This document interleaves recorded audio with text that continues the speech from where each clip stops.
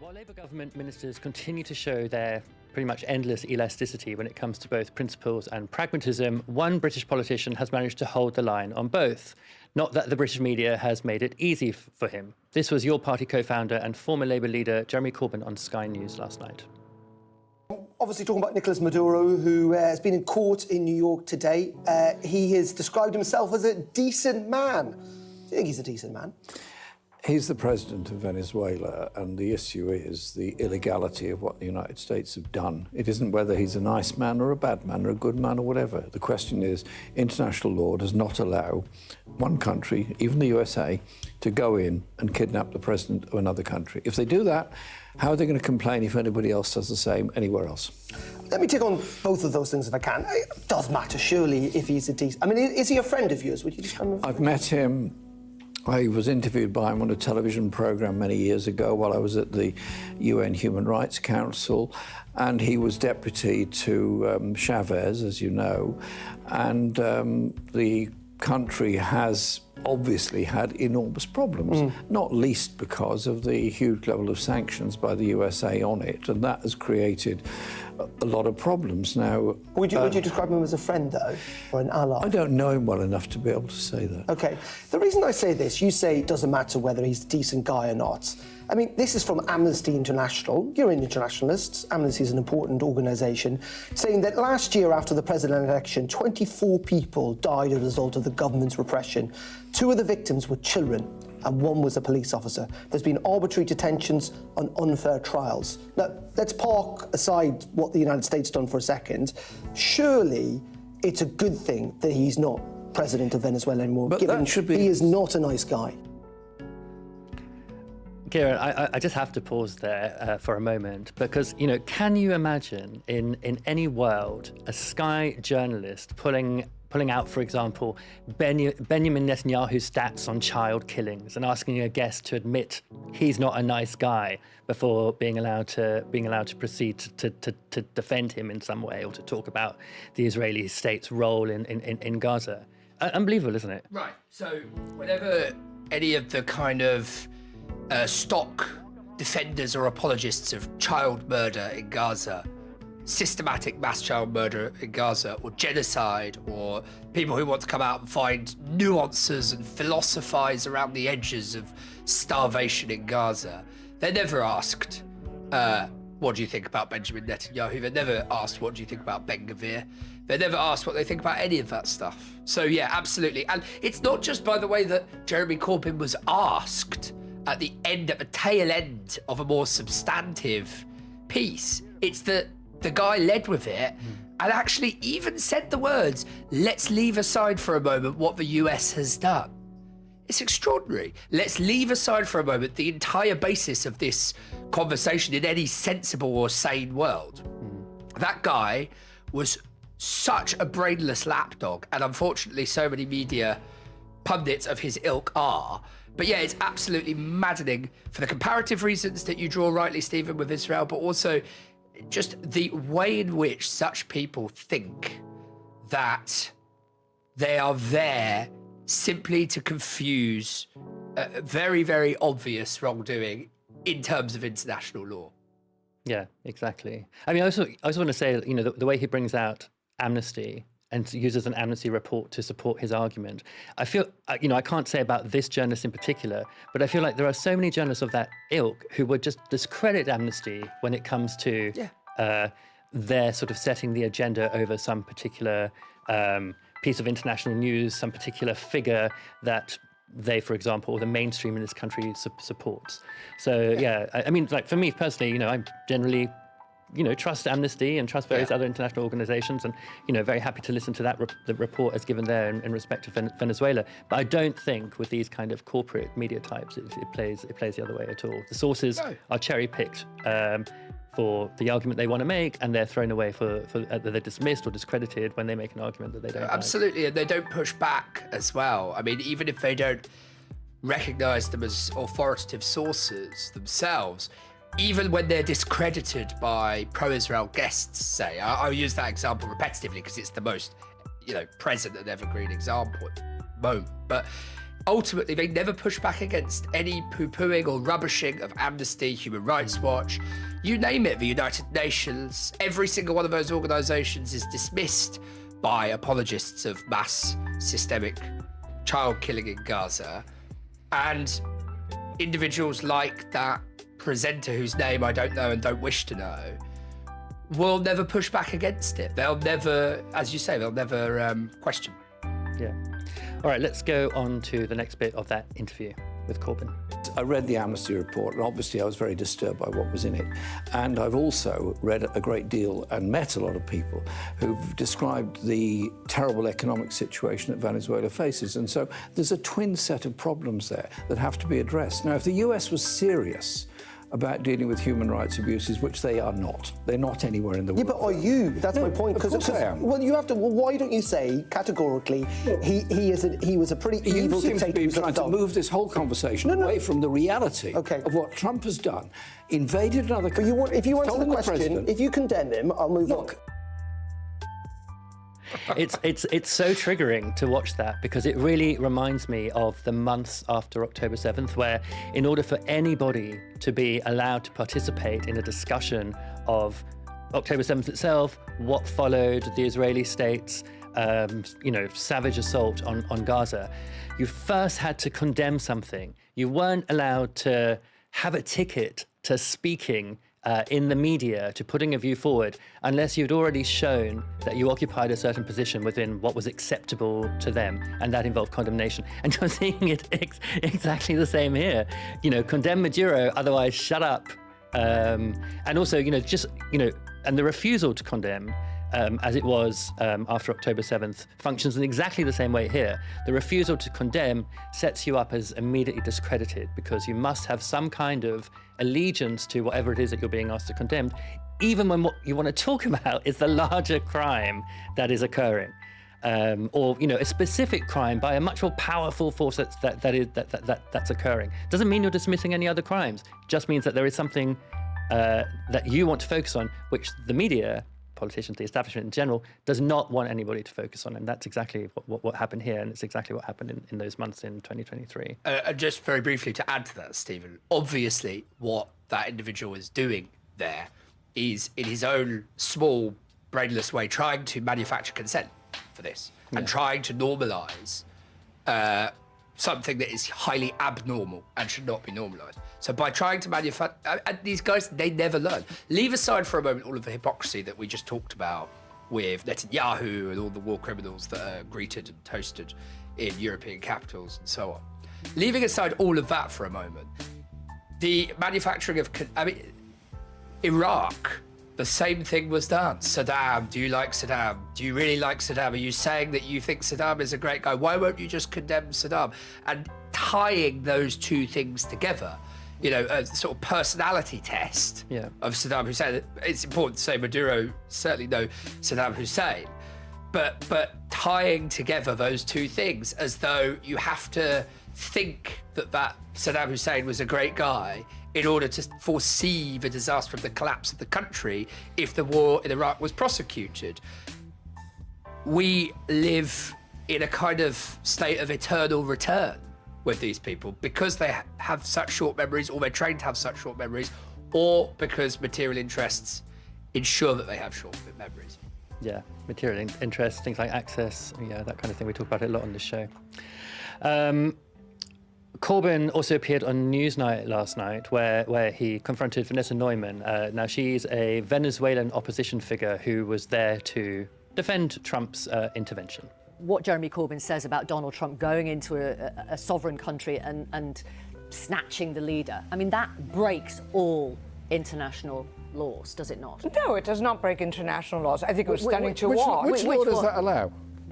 Which law allows that? Well, which law allows that? Well, the law, the fact that he was a fugitive from justice and not a head of state, and the head of a criminal law, and the head of a criminal organization, and a criminal organization that I have personally been tracking and writing about since I started working for a think tank here in London, the IISS, in 2006. For 20 years, we've been tracking the criminal activity and the transnational threats presented first with the FARC across the border, and that was actually part of the Bolivarian Revolution. That was stated in part of their manifesto, the material support for the FARC, and then a terrorist organization. And my daughter's from Colombia because I spend so much time in Colombia working on those issues. So I tracked that, and then also the involvement of the agreement signed with China and with Iran, and giving succor and protection and cover for Iranian IRGC operatives, which I've chronicled, I think makes him a threat to the region. What law? What law? What law? Incredulous Jeremy Corbyn is like my favourite flavour of Jeremy Corbyn. That argument went on. You said he's a fugitive from justice. Yes. Where? United States. But And he wasn't in the United States. He's been in Venezuela. Doesn't matter where you are. You can be snatched and you can be captured. If you're a criminal on the run, you're a criminal you're a criminal in hiding, you can still be caught. Why didn't they Period. apply for extradition then? Why From didn't the they apply for Chavistas? extradition? Why didn't they apply for extradition? From the Chavistas That would is the never normal grant it. way. Well, You but seem you to never be grant it. agreeing It with was the illegal. idea that one powerful country can go in and take the head of state from... He's not a head of state. What would you say if... He's not a head of state. What would And you by the say way, then if Putin went into he's Ukraine and took He's Zelensky out? not What would you say then? He's not, well, the same thing. Zelensky was elected. And now, Maduro a was lot of not disputes elected. about lots Was of not elections. elected. Ukraine, I'll leave Ukraine to the Ukraine experts. So I think what's interesting that what's happening there is the sort of making of fine distinctions to justify. I mean, Neumann denies that it's a breach of international law, but I think she knows it really is. And so to try and justify this action in a particular way, you make these fine distinctions between, okay, well, there's criminality involved here and there's not involved there. There were elections here and there weren't elections there. But actually, if you look at what Trump has said about Ukraine, one thing that he focuses on a lot is the fact that there haven't been elections in Ukraine. So whatever you throw in as a kind of reason to prevent, an aggressive, state like the current state of the US, an internationally aggressive state like the current US, from breaking international law, doing what it likes, might is right, or the law of the jungle, as Kieran put it earlier. There's always some way in which that can be the thing that they latch onto in order to create the case to do it, and we've seen that time and time again with various forms of interventionism. But later in the show, Neumann was confronted with the Trump administration's announcements about other potential military targets, including Colombia, Cuba, and Greenland. I'm a Venezuelan, also an American, but I want to make a clear distinction between the case for Venezuela and what happened in the capture of Maduro and the argument for a transition toward democracy, which we have yet to see how exactly that will unfold, and is one of the things that I and other opposition leaders will still be pushing to do, right? In other words, our fight is still for democracy. And as I said, I know Venezuela, Colombia very well. Those countries still have elected leaders, okay? Those presidents came into office and left. The previous ones left office when they got voted out. The new man or woman came in when they were voted in, and they do not have a systematic form of repression, extrajudicial killings, murders, and tortures. They have problematic law enforcement and problematic, but it is not part of how they cling to the presidential palace. That is the distinction between Venezuela and Mexico and Colombia or Greenland. I'm not even going to get into. Okay. But so the case for Venezuela for me, was very clear and very important. And it comes out of, by the way, the responsibility to protect. Did we forget about that? And I mention it because when I was writing my dissertation, the whole UN was all about our responsibility to protect, citizens. Sure. That if they can't stand up for themselves, somebody has to. So, Kieran, what I find I can sort of understand why someone like Neumann there is making that kind of argument. So you're in opposition, you're a Venezuelan, let's assume, and this could be a significant assumption given the nature of some of the Venezuelan diaspora in the West at least. Let's assume that you really do have the best interests of the country at heart and that kind of thing. The issue here, though, is that what you're doing is that you're making a case justifying the action of the US president on, what you might call humanitarian interventionist or liberal interventionist grounds, when it's very clear that those are not the grounds under which Trump has taken this action and taken Venezuela under US control, as he put it. He hasn't done it to make sure there are elections. In fact, he's now, he's just, as it were, taken control of the existing regime and its structures. It's very important for him to do that, because if he wants to get the oil out of Venezuela, he can't have the kind of chaos that might follow proper regime change, which is what I think the opposition abroad were hoping for. So what you're doing is you're sort of, because it's sort of, potentially, not even guaranteed, temporarily advantageous to you, you're providing succor to a kind of program or philosophy in terms of the US's power relations to the rest of the world. You're supporting it, but you then are, as she was, slightly troubled by the fact that it might have bad, by her point of view, bad consequences for other countries, and you want to distance yourself from that. But you can't do both at the same time, can you? You can't both say, oh, Trump did the right thing by going for Venezuela's oil because it temporarily, potentially benefits me, without endorsing the fact that he went for Venezuela's oil. Yeah, I think it's incredibly depressing how cheaply and easily people will sell their own countries to a foreign colonial power if they think that it means that they will move up the social, economic, maybe not economic, because as you rightly say, most of them are from the upper crust of Venezuelan society anyway, but let's say the social and political hierarchies in their country. Grab the levers of power and the resources, in other words. If they think that there is power to be gained, as evidenced by what she was just saying, they are very happy to sell their countries down the river to the highest colonial bidder, or in this case, the only game in town.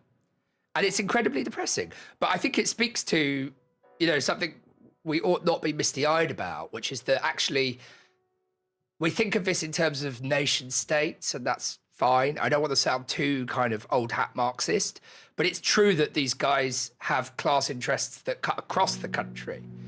Interests with each other.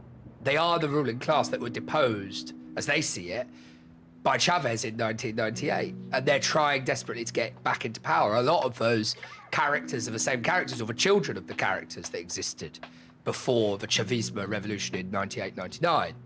And they've never regarded it as legitimate. And they have been waiting in the wings desperately, and it's become an obsession for many of them. And so I think we need to also think about it on that axis, not just the national axis, Venezuelan, but also the class axis, which is that there is a ruling class in Venezuela which feels it was deposed illegitimately and has been waiting ever since to get back into power. And she very clearly articulates their position. Yeah, I want to be clear that when I mentioned the Venezuela diaspora or the Venezuelans in exile, and I mentioned the ones in the West, it's not. You're completely right. There are 8 million Venezuelans in exile and who have left the country since the Bolivarian Revolution, but many of them have left under Maduro, and many of them remain in countries around Venezuela in poverty. It's as you say, an earlier middle class of exiles that left who, have a kind of neoliberal politics and would like to see closer neoliberal commercial relationships with big states like the US. Exactly. Okay, well, look, let's give Corbyn the last word on this part of the show. This is from yet another appearance last night, this time on LBC with Andrew Marr. This whole international order thing, maybe it's over. If it is over, what do we replace it with, other than a lack of power in the UN, where we have an overpowerful Security Council and an underpowered General Assembly? We have no basis for international law. Are we actually moving into the sort of 1984 Orwell scenario where there's an eternal war between three big powers, USA, China, Russia?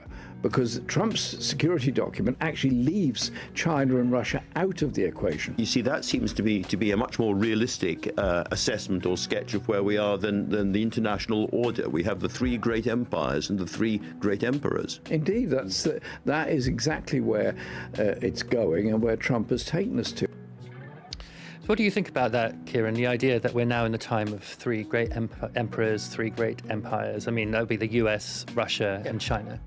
I think we have pattern-seeking minds as a species, and we need to understand transitions within, recognisable forms. I would say, look, I don't want to completely dismiss it. I think to pick it apart more finely, first of all, that overplays Russia.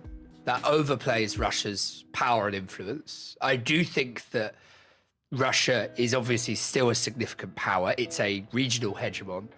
But to cede, presumably within this tripartite system, to cede all of Europe to Russia, I think that is in danger of lapsing into kind of delirious or hysterical fear-mongering about, the sort of expansionist threat of Russia. That's the first thing. I think Russia is actually economically has, and I know that this isn't original, many people have said this, has enormous structural problems or challenges to scale and to face once, and we don't know when it will be, its war economy starts to be mothballed.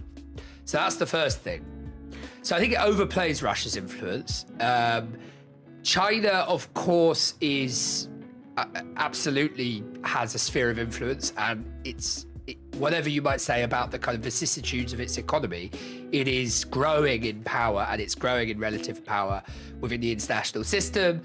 It's also it keeps its powder very dry. I mean, look, we don't see at this stage in its development the kind of interventionism that we saw in, say, the United States at an equivalent time. Yes, it has the Belt and the Highway strategy, which is a form of, economic imperialism, you might say, through free trade or whatever. And it has a sphere of influence, and it's clear about that. It's clear about what it will tolerate people interfering with and not, but it doesn't have a Monroe Doctrine, and it hasn't used its military for anything far beyond its borders or in another continent. So that's another thing. But certainly it's a huge, it has a sphere of influence. The United States, I still think the United States is in decline. And I think Trumpism is an attempt to try and not distract, to try and enchant, true believers away from that reality. But we can get into why I think that later. I think there'll be more opportunity to talk about it. But no, I think the US is still extremely powerful, and it might be squeezing the toothpaste a little bit harder than it has been for the past 20, 30 years. But I do think it is fundamentally a superpower in relative decline.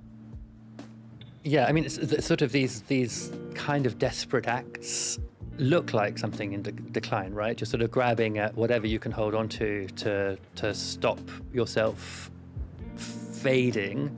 But of course, sometimes doing that can make you go down even faster, I guess.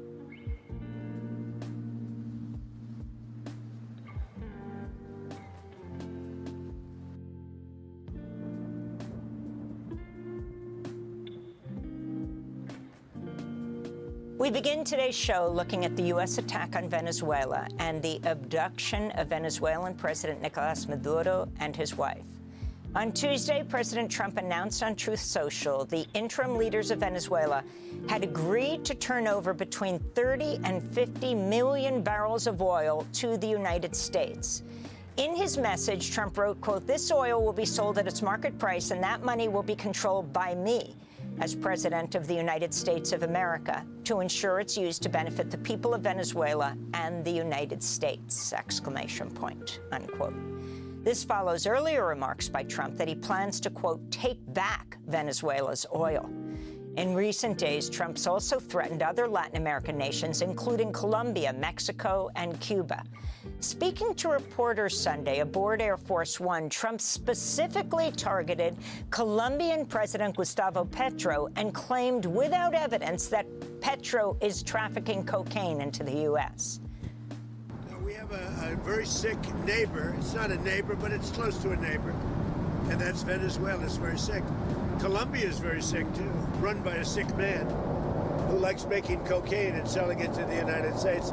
And he's not going to be doing it very long, let me tell you. What does that mean? He's not going to be doing it very long? He's not doing it very long. He has cocaine mills and cocaine factories. He's not going to be doing it very long. So there will be an operation by the U.S. and It sounds good to me. Secretary Rubio mentioned Cuba They yesterday. kill a lot of people, yeah. In a series of posts on X, Colombian President Gustavo Petro blasted President Trump, saying, "Stop slandering me, Mr. Trump."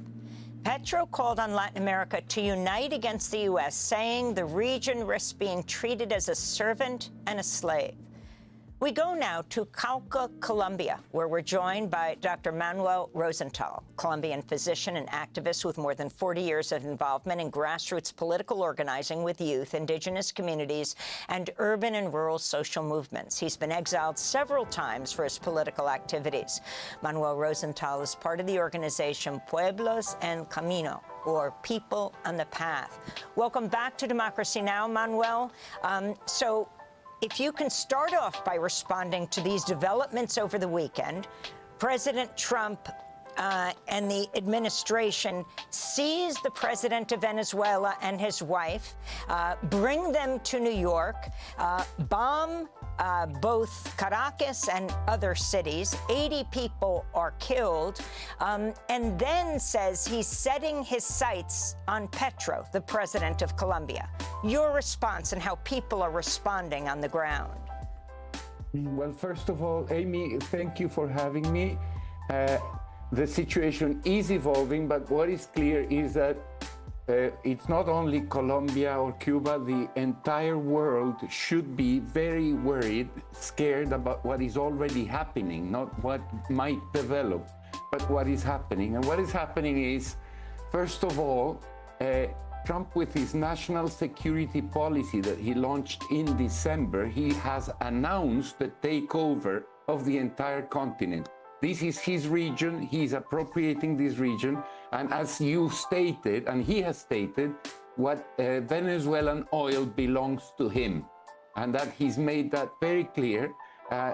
Mexico is under threat, the entire continent is under threat, and as you all know, he liberated a drug trafficker from prison in the US and the former president of Honduras, Hernandez, at the same time seizing Maduro as a drug trafficker bombing. So whatever's in his head, whatever impulse comes to him, and the people that surround him and feed his impulses, which include Stephen Miller, Vance, Rubio, Hexet, etc., are already and have already committed crimes against humanity and war crimes like bombing boats in the Caribbean and the Pacific. So there's a war launched in the world, and the US has announced our territory is not the Western Hemisphere even, but the entire Americas. Then at the same time, China launched an exercise, a military exercise against Taiwan, and Trump's response was, I'm not worried about that. And we have the background of what happened before with Syria and what is happening in Ukraine. So right now what we're seeing is three contending forces, huge, Russia, China, the US, and others, allies and not, that are actually taking over seizing what they feel is their territory for pillage. And the risk is for everybody. Within that context, one, President Petro is not a drug trafficker. President Petro has been a victim of drug mafias and their allies, not only in Colombia, but all over the world. President Trump and the people around him are closer to the money laundering machine and the transfer of funds to the north from drug trafficking than is Petro. Petro, in fact, has denounced and opposed them. And Petro, yes, is at risk based on a lie. And the lie is exactly what you shared with us, that Petro is a drug trafficker. That is the global image. But then also, and I have to say this, that does not mean I am defending or one should defend the Venezuelan regime. The US had no right to seize Maduro, to attack Venezuela, no right whatsoever. That doesn't mean that there was an autocracy in Venezuela, and that what is happening within Venezuela at the moment is that neither Maria Corina Machado nor the Chavista Maduro regime represent the majority of the people of Venezuela, and a new government is being established by Trump, from Trump, which is oil companies rule the country and the economy on the one hand, and on the other hand, Delcy Rodriguez and the other ones maintain stability and peace by repressing the people of Venezuela. The victims of all this, for the moment, are the people of Venezuela, and the majority of the people in the continent. And Manuel also told these threats of Trump against Colombia, actually the third largest Spanish-speaking country in the world, far bigger than Venezuela in population. Colombia has over 50 million people. Could you talk a little bit about Petro as the president, his history, and how contradictory his trajectory is to what Trump is alleging against him? Absolutely, Juan. That has to be clarified. One may agree or disagree with his policies, but President Petro, for 30 years, he left the armed insurgency that he was part of, and actually a commanding part of, that actually was forced into existence because of the robbery of an election in the 1970 by the elites of Colombia. They took an election that was won by a popular party and then forced people with the views that Petro shared into an armed struggle, the M19. But then he promised he would never take arms again, he would fight for peace, and he has been consistent with that. Nobody can say anything else about Petro. But then, as a member of Congress, Gustavo Petro was the single most leader in exposing the connections between Colombian governments, the Colombian army, paramilitaries, and the drug trade. And his voice will never be forgotten for that. His dignity, the strength of what he stated, and actually the evidence he presented to the Colombian people.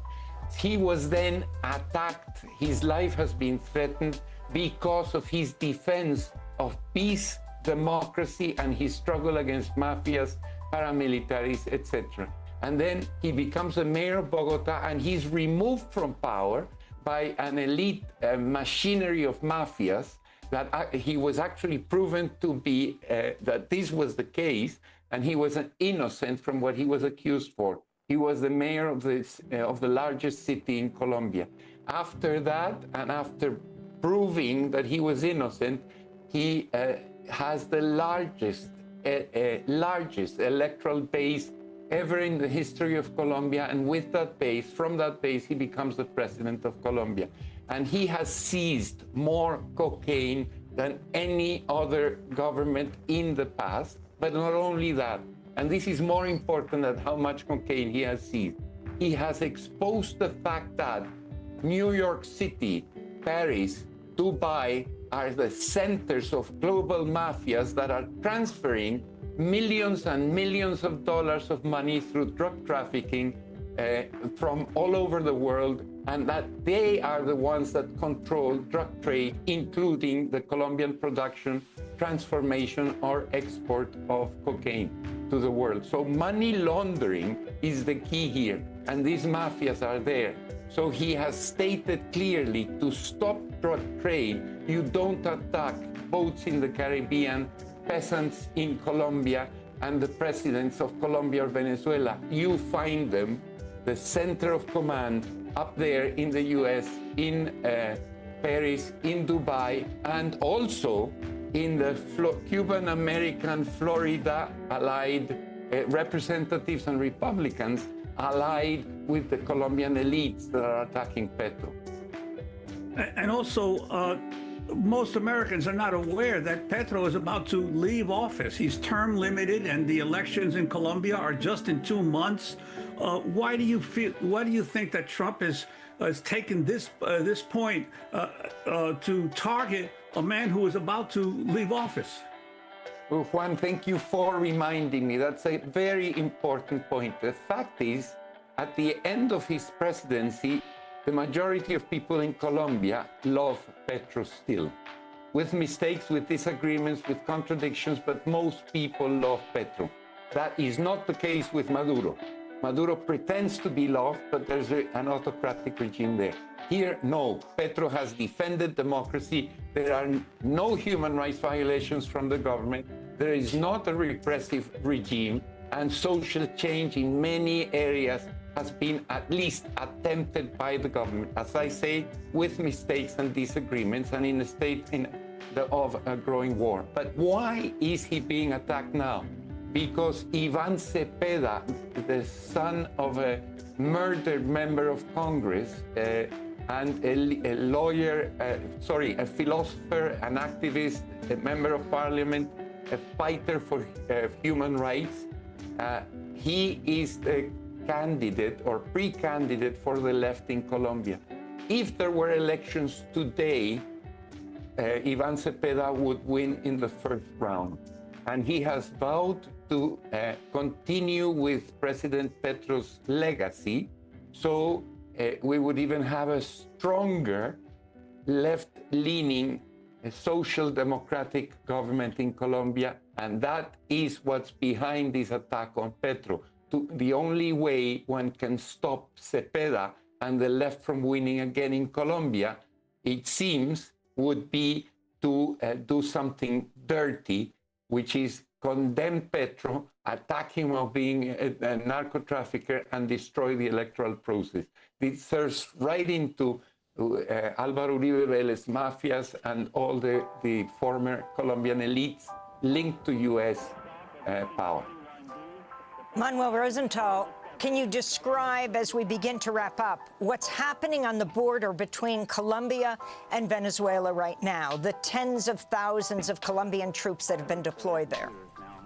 Yes, absolutely. Like, that border is uncontrollable, and this has to be said. All kinds of trades happen through there, including cocaine passing through that border into Venezuela and from there to the global markets. That is a fact. But also armed factions such as dissidents from FARC and ELN cross that border back and forth involved in drug trade. And the Colombian government broke a peace negotiation with ELN, the second largest guerrilla in Colombia before, now the largest one. And so tens of thousands of troops are in that border because, one, there could be an aggression from the Venezuelan side. Two, there could be a massive refugee crisis of people crossing from Venezuela into Colombia. And third, and mostly, because there is a war now between the Petro government and the ELN has been in. Yeah, we just have to move on. Welcome to the stream. Here's your intro. Hey Hitler, you probably didn't even hate the Jews. That was just the meth making you crazy, dog. How much does it cost for fascism? How much do the taxpayers have to pay for a fascist country? Stop being cowards, because the collective cowardice of you and people like you is what has led to the circumstances of today. You can stop letting the enemy dictate the terms of your struggle. They're evil. They are actively doing evil. So treat them like the evil that they are. The time to start is now, right? The time to plant a tree is 10 years ago, and the second best time is now. Strikes are the most effective way to stop profit, get demand, and force policy changes. If you can shut down profit, you can make any politician do anything. I don't want to be part of the system as it works. It's time to stop pretending otherwise. It's time to be ruthless, and time to afford them the same amount of grace that they give to their Palestinian victims, because they are only going to get more and more ruthless with their victims if you don't.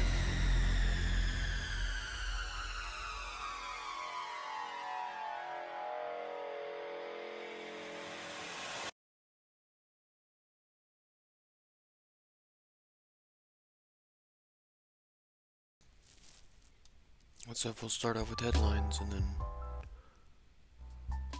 we'll go into more specific stories. The main thing is the fact that ICE has killed a woman in Minnesota, Minneapolis specifically. I'll put it all on my watch later here.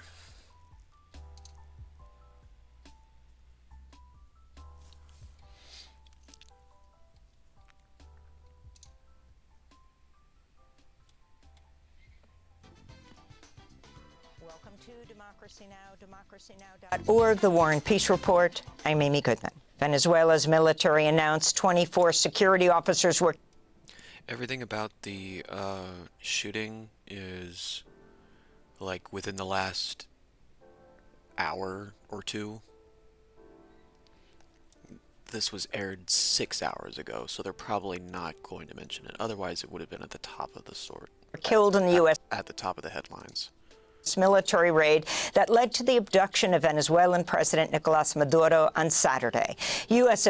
How many were killed? It was like 80 plus, right? Military announced 24 security officers were killed in the U.S. military raid that led to the abduction of Venezuelan President Nicolas Maduro on Saturday.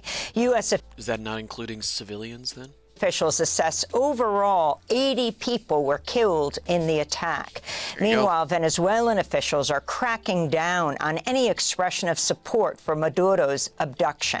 Journalists have been detained. Armed paramilitary groups have been deployed to quell dissent.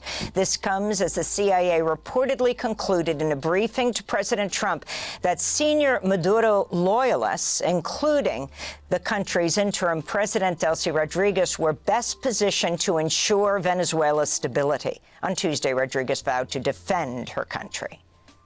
Y esto es lo que el presidente ha llamado el reto admirable 2020. This is what President Maduro has named the Remarkable Challenge 2026, a Venezuela that refuses to surrender, a Venezuela in active resistance.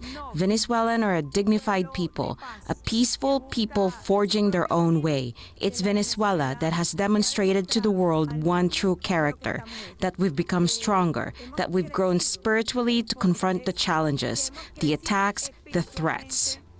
President Trump says Venezuela will give between 30 and 50 million barrels of oil worth $2 billion to the United States.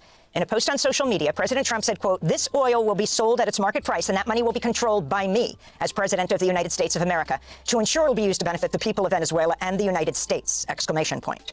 Reuters is reporting the oil was slated to be shipped to China, but will be redirected to the U.S. China has been Venezuela's top importer of crude oil for over a decade.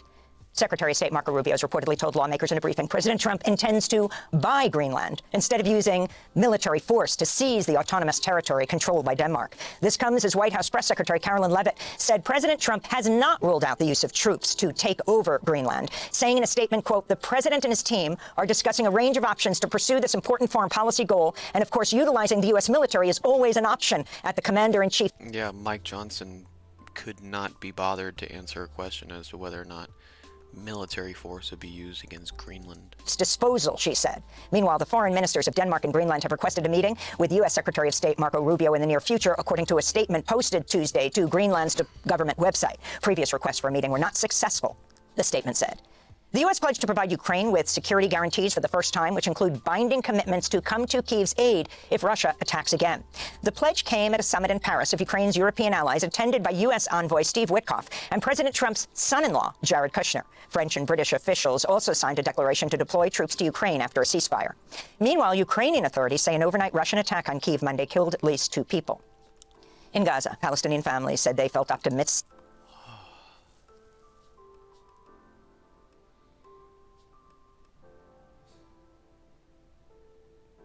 I know there's other stuff happening, but this is still an active genocide. And we're more than 25% of the way through the broadcast. We're only just now talking about Gaza.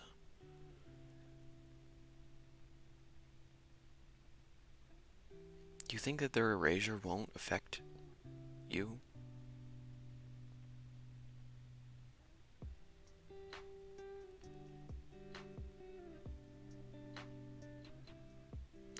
If they can erase the Palestinians, they can erase anyone.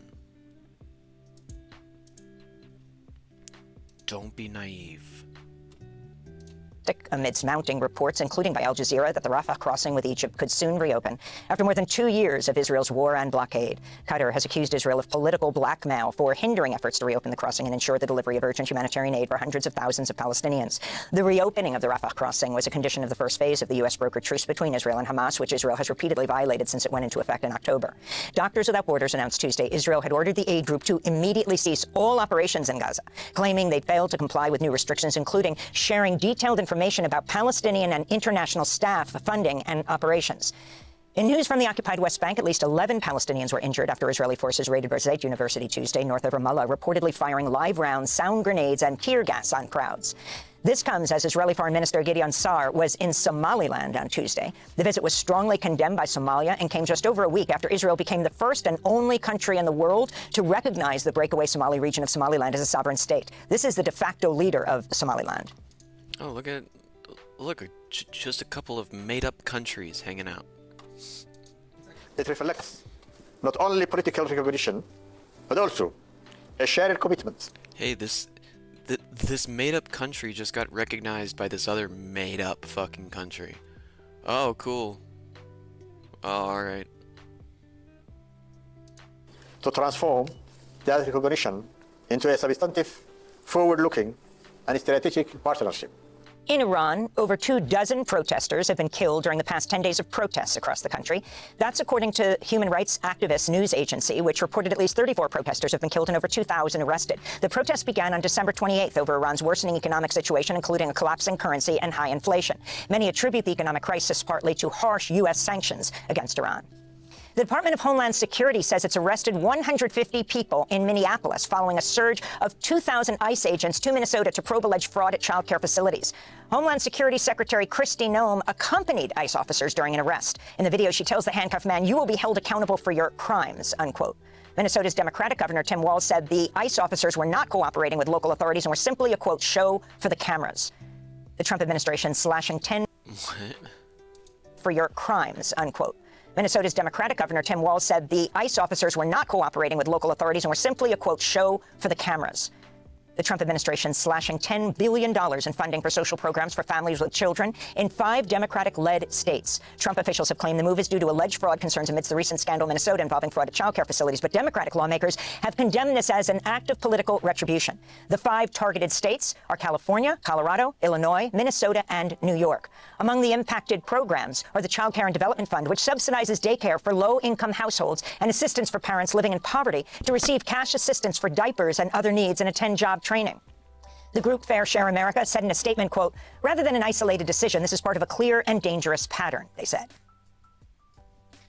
The Corporation for Public Broadcasting, the primary funder of PBS, NPR, and many local television and radio stations, has voted to dissolve itself.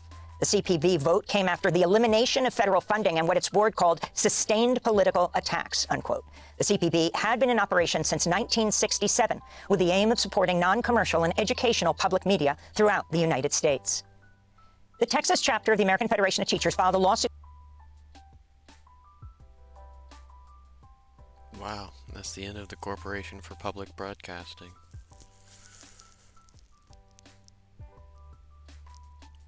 Made possible by viewers like you. Tuesday against Texas's Education Department for targeting hundreds of educators for their social media posts on the assassination of the right-wing activist Charlie Kirk. The lawsuit says, quote, "Public school teachers and other employees do not surrender their First Amendment rights simply by virtue of their employment," unquote. The lawsuit's challenging a letter sent by the Texas Education Department to school superintendents instructing them to report educators who made, quote, "reprehensible and inappropriate," unquote, remarks about Kirk. California Republican Congressmember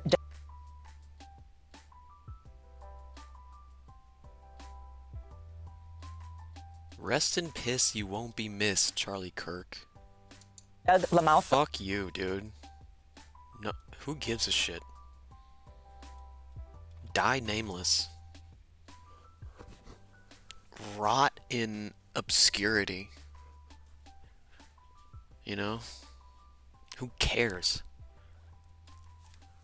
You violent racist who got shot in the neck. Neck got turned into a faucet. Am I supposed to care? Attendance in. Oh. speaking of faucets, I made some coffee. I'll be right back. Instructing them to report educators who made, quote, reprehensible and inappropriate, unquote, remarks about Kirk. California Republican Congressmember Doug LaMalfa died at the age of 65, according to Republican officials. His death narrows the GOP's majority in the House to just 218 seats over 213 for Democrats, following the departure of Republican Congressmember Marjorie Taylor Greene of Georgia. LaMalfa was a prominent ally of President Trump and challenged the outcome of the 2020 election, voting against certifying the results. And speaking to House Republicans at their retreat Tuesday, President Trump warned that the Democrats would impeach him again if the GOP does not win the midterm elections. You got to win the midterms, because if we don't win the midterms, it's just going to be, I mean, they'll find a reason to impeach me. I'll get impeached. We don't impeach them. You know why? Because they're meaner than we are. We should have impeached Joe Biden for 100 different things. President Trump then wrapped up his speech with a bizarre dance before the lawmakers. This is Democracy Now!, democracynow.org, The War and Peace Report. I'm Amy Goodman in New York, joined by Democracy Now!'s Juan Gonzalez in Chicago. Hi, Juan. Hi, Amy, and welcome to all of our listeners and viewers across the country and around the world. Thanks for watching Democracy Now! On YouTube. Subscribe to the channel and turn on notifications to make sure you never miss a video. And for more of our audience-supported journalism, go to democracynow.org, where you can download our news app, sign up for our newsletter, subscribe to the daily podcast, and so much more.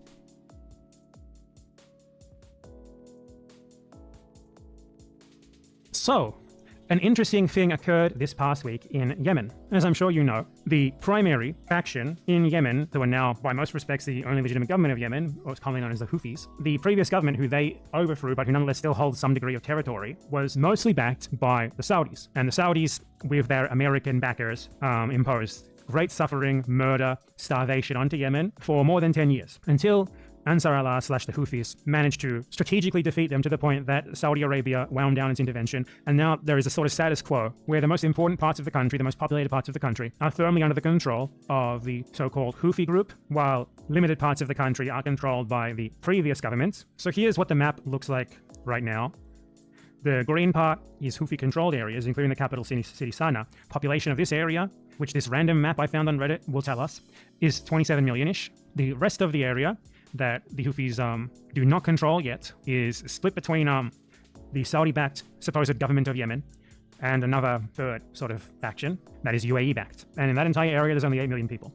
So clearly, the Houthis control the largest population centers, the most important parts of the country, even though the territory, pure volume of territory controlled by their opponents, is much larger. And what happened this past week is the guys down here in the orange part of the map, they declared independence.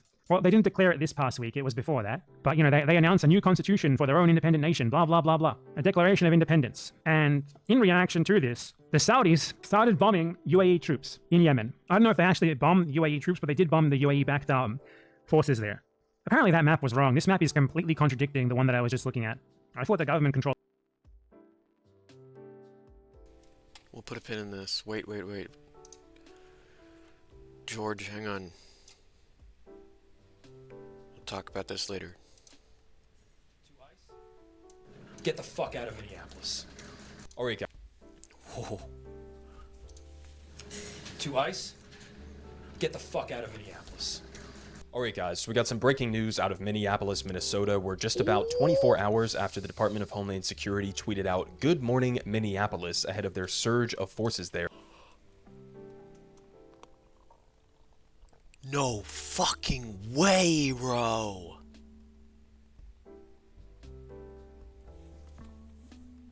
Unbelievable.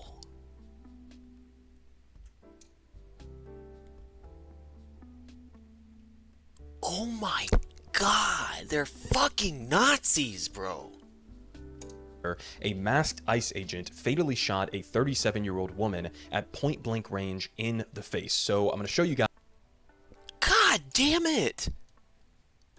What the fuck? A couple different angles. One of these is going to be slowed down so we can see exactly what happened here, because as you'll see from these videos, it completely contradicts the characterization that we are getting from Trump administration officials. So this is the first one here. As you can see, the woman is in the car over here on the right. It appears like basically there was an ICE operation that was going down in this neighborhood. Some locals decided to come out to film them, to document them, in some cases to protest them, and this woman is in the midst of trying to basically do a U-turn and happened turn out this way, and you can see ICE agents approaching her car and attempting to tell her to get out of the vehicle. Then you see an ICE agent is going to walk around on this side of the car and make his way here to the front left bumper. So let's go ahead and take a look at this video and see how this plays out. So they try to open the door. She backs up a little bit here. The ICE agent at the front there then fires shots as she's turning around. And then she goes on, obviously, I would assume, deceased at this point, and ends up crashing into a vehicle that was parked on the side of the road. Now, again, to be more specific in terms of the exact timeline of how this happened and where these agents were positioned around this vehicle. So again... Dude, trigger warning. They're gonna play the fucking video of this woman getting shot, and the only reason why it can be on YouTube is because a little bit of the car frame of the window, of the frame of the window, is blocking her face that's getting shot. That's the only reason why we're able to watch this right now. Keep that in mind. You can see this guy is coming up, trying to grab the door handle. She's backing up the car, clearly trying to make an attempt to leave, to get out of the way, which is exactly what they were demanding before this all took place. He's trying to open the door. Then you have this agent that's directly behind him, and you can see the exact moment when she starts to go forward. He reaches for his gun that's in his right hand over here. He pulls up his gun, aims it at the car. Now, you'll be able to hear from the sound as I play this in slow motion when the first shot was fired. That's when the first shot was fired. And as you can see from this video, when that shot is fired, this agent is clearly both feet on the side of the vehicle. Yep. He then proceeds to fire additional shots, one right there and another one, directly into the driver's side of this vehicle. So when the first shot took place, he was already completely on the side of the vehicle. Not that it would even justify it. I mean, if the first shot's uncalled for, what's to stop him from doing 10 more shots, 20 more shots? What's to stop multiple ICE agents from unloading on somebody? In the first place, as if nothing, you know, a car going 2 miles an hour, clearly trying to peel away from where the agents are, is somehow an intentional use of a vehicle as a deadly weapon, which is what they're trying to claim right now. It's entirely ridiculous. There's no possible justification that you could give me where I would believe that this was a reasonable use of force in this situation. So there's a frame by frame breakdown of exactly how this played out. Now, this appears to be the agent in question. It's unclear at this point what his name is or any other information. Obviously, as ICE agents like to do, he was wearing a... You should look at this person like he is a serial killer. He is a white nationalist Nazi fuck murderer. Find out who he is. Blast his name everywhere.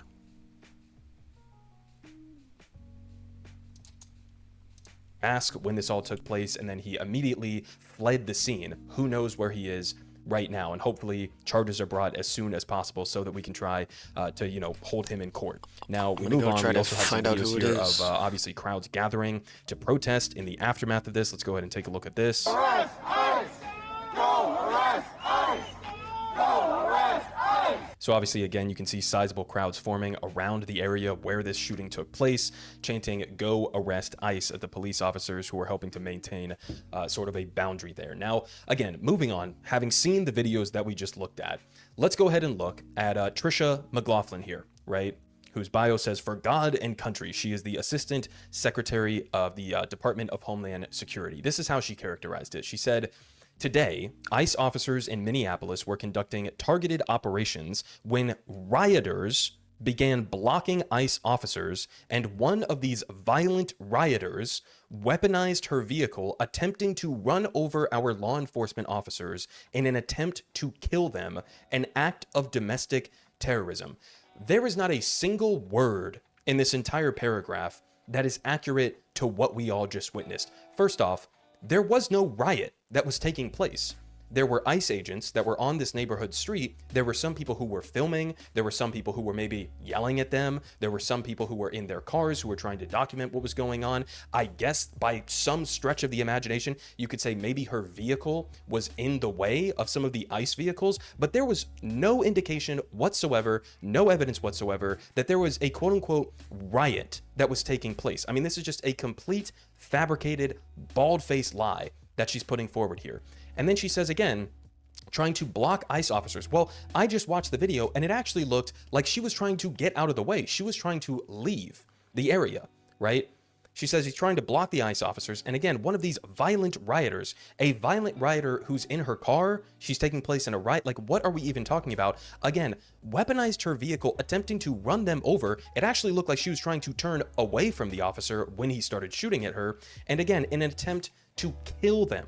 Does it look like this woman in the car was intentionally trying to run over and kill this ICE agent that shot at her? No, of course not. It looked like the complete opposite of that. They act as if we don't have direct video evidence to contradict what they're trying to claim here. And again, she says it's an act of domestic terrorism. She says an ICE officer, fearing for his life, the lives of his fellow law enforcement, and safety of the public, fired defensive shots. He used his training and saved his own life and that of his fellow officers. I mean, again, complete and utter bullshit. They then go on to say that the alleged perpetrator.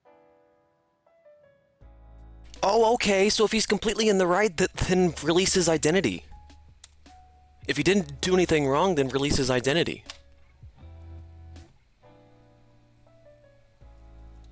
Stand on the side of your agents and protect them.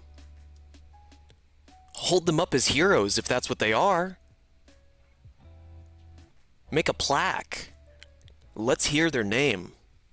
Officers. I mean, again, complete and utter bullshit. They then go on to say that the alleged perpetrator was hit and is deceased, and the ICE officers who were hurt are...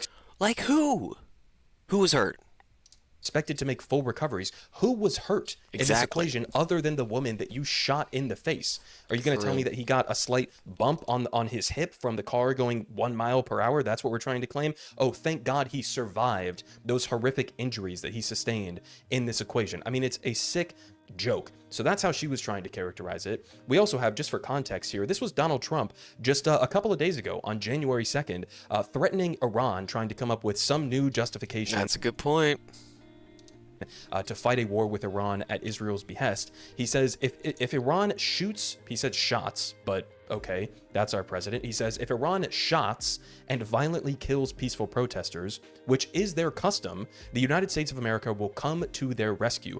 We are locked and loaded and ready to go. Thank you for your attention on this matter. So if Iran cracks down on their protesters in a way that we don't see fit, we are going to what? Invade them, bomb them, try to do a regime change operation inside of Iran if they don't treat their protesters well. Meanwhile, here in the United States, we have incredible amounts of brutality against Americans by the police, by federal agents, including ICE, including CBP, etc. Right? This is not...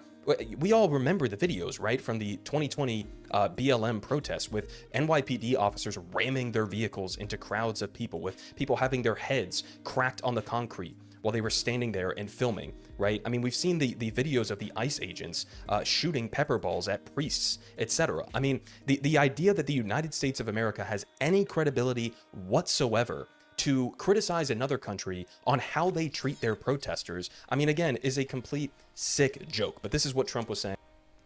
Yeah, we shot an Australian journalist with a pepper ball. Like, we don't treat our own citizens with any respect. We don't treat foreign journalists with any respect. It's the barbaric Wild West out in this bitch. In terms of Iran, apparently cares more about the right to protest in Iran than he does here in the United States. Also incredible, by the way, we have, governors like Ron DeSantis who passed laws in Florida that said you're legally allowed to run over protesters who are in a street, right? This, the Wild West never really ended. It just, the technology got better and there's more people. That's it. Otherwise, it's exactly the same as the Wild fucking West in terms of fearing for your life, in terms of the enforcement of the law. Like, come on. You gonna tell me our justice is any better? Has improved at all?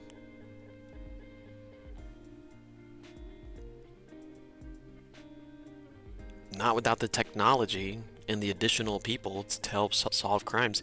It's still the Wild West, bro.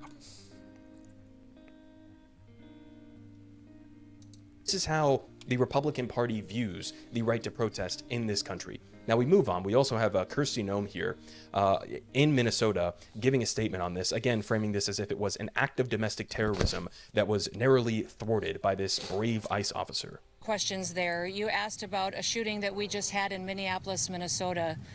It was an act of domestic terrorism. What happened was our ICE officers were out in enforcement action. They got stuck in the snow because of the adverse weather that is in Minneapolis. They were attempting to push out their vehicle, and a woman attacked them and those surrounding them and attempted to run them over and ram them with her vehicle. An officer of ours acted quickly and defensively shot to protect himself and the people around him. And my understanding is that she was hit and is deceased. We're continuing to gather more information, but I mean, again, the same characterization there says that they were stuck in the snow, attempting to push out their vehicle, and a woman attacked them, and then surrounded them and attempted to run them over. Again, they act as if we don't have direct video evidence to contradict all of this. She also went on to say, anyone who is an American citizen of this country or who is here legally has nothing to fear. More on that here in a second. Let's go ahead and watch this. kids without fear. Yes. Business owners across the Rio Grande Valley told me they're concerned about some of the sweeping ICE raids on work sites, particularly in construction, where sometimes workers with legal status are being kind of swept up in the process, delaying projects. Why are you being so nice when you're asking this fucking question, dude? And hurting our economy. What is your message to these businesses? Well, that's simply not happening. So Fucking liar. it's just not true. We are focused on going after the worst of the worst in every community across this country to make sure that we're making our streets safer. And anyone who is a citizen of this country or is here legally has nothing to fear, has nothing to get out of bed in the morning to be scared of, because we are only enforcing the law.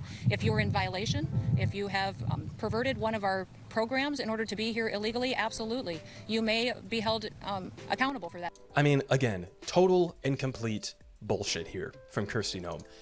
Listen to this Nazi fucking fascist shit coming out of her mouth. I can't believe I ever fucking listened to Foundry for any amount of time whatsoever. That dude was such a fucking moron. Like, he tried to tell me, like, oh, Kirsty Noem shit herself. Look at this. Ho, ho, ho. And it was just a business that turned her away because they didn't want her in there, even to use the bathroom.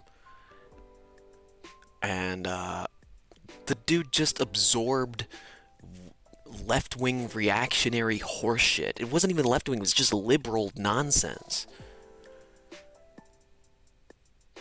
Look at how outrightly fascist she is.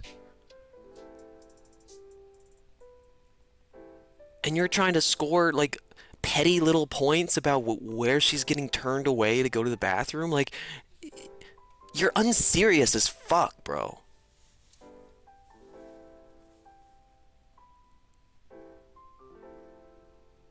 Sending me pictures of fucking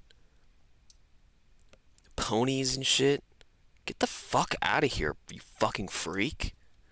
First off, it's not even just undocumented migrants that they have been targeting. As was pointed out in the question there have been people who are either American citizens, I'll show you a couple examples of that here in a minute, who have been swept up by ICE, who have been brutalized by ICE, who have been assaulted by ICE. But it's not just American citizens, it's also migrants who are here in the country legally, who are getting swept up in many of these raids. And there's no due process that they're given here. It really is just at the whim of whatever ICE agent or CBP agent happens to be arresting you in that moment. You can show them, look, I have papers showing my legal legal status, showing that I have a work visa, even in some cases showing that I have an American birth certificate or an ID here. And in many of those cases, it doesn't even matter, even if you have the right paperwork, even if you have the documentation to prove that you're here in the country legally, they're still harassing people, they're still arresting people, they're still detaining them, and in some cases still deporting them, right, by the hundreds, if not the thousands in this country. We've seen ICE agents pull up to courtrooms where people are trying to go through the legal avenues. They're trying to do things the right way, and they're being arrested by ICE agents at the courtroom, showing up for their hearings. I mean, this is just, again, a complete lie from Kirsty Noem. Here was a report here from ProPublica, where they say we found more, and this is, by the way, back from October of 2025, so this is out of date here by months, but they say at that point they had found more than 170 U.S. citizens that were held by immigration agents. They've been kicked, dragged, and detained for days. So a little bit more details on that. They say Americans have been dragged, tackled, beaten, tased, and shot by immigration agents. They've had their necks kneeled on. They've been held outside in the rain in their underwear. At least 3 citizens were pregnant when agents detained them. One of those women had already had the door of her home blown off while the DHS Secretary Kirsten Noem was watching. They say about 24 Americans have said that they were held for more than a day without being able to phone lawyers or loved ones. Another specific example here of this, a U.S. citizen and an Army veteran, George Retes, they say a U.S. citizen and Iraq War veteran was detained by Immigration and Customs Enforcement, or ICE, and other federal agencies for 3 days and 3 nights.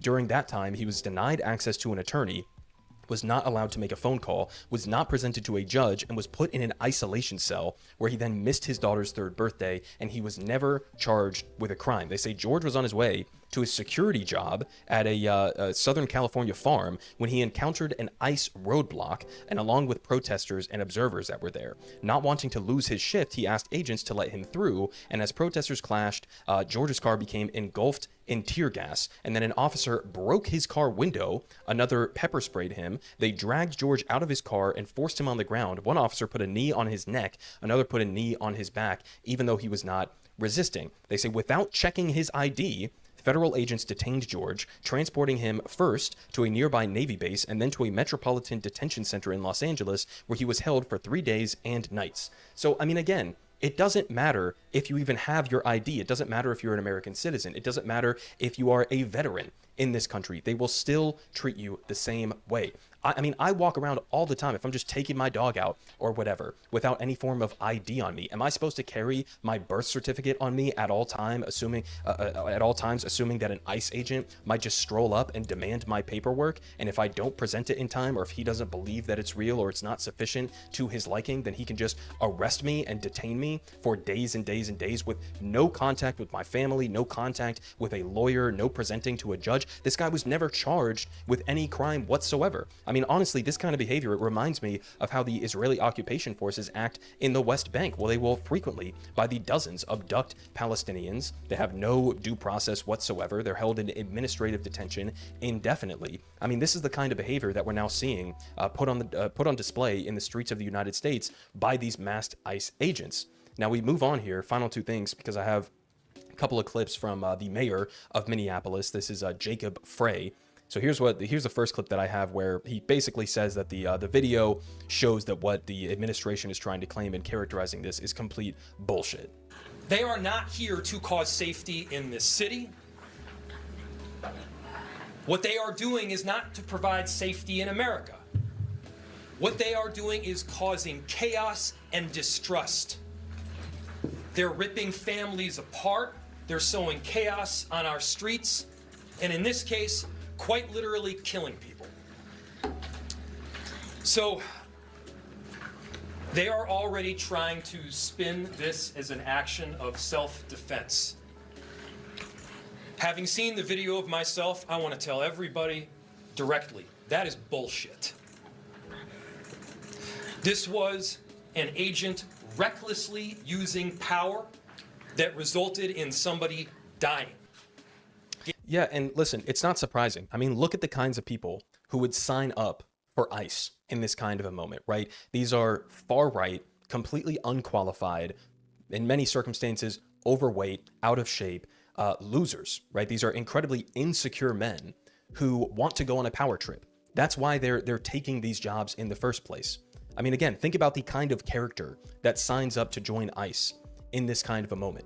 And so it's not surprising that you eventually end up with this kind of a situation unfolding, right? All of these guys want this kind of a moment. They want to feel like, I'm going into these dangerous radical left, Antifa-filled, illegal immigrant, violent criminal cities, and I'm going to go in there and I'm going to bust some heads and I'm going to make a bunch of arrests and I'm going to get to feel powerful in this kind of a moment. That's exactly what we just saw on full display here. And I hope that the state brings charges against this agent. It certainly is not going to happen, obviously, from the federal government right now, but the state of Minnesota absolutely needs to bring a murder case against this guy. And I'll leave you guys off with this final thing here, with Jacob Frey once again saying to ICE, get the fuck out of Minneapolis.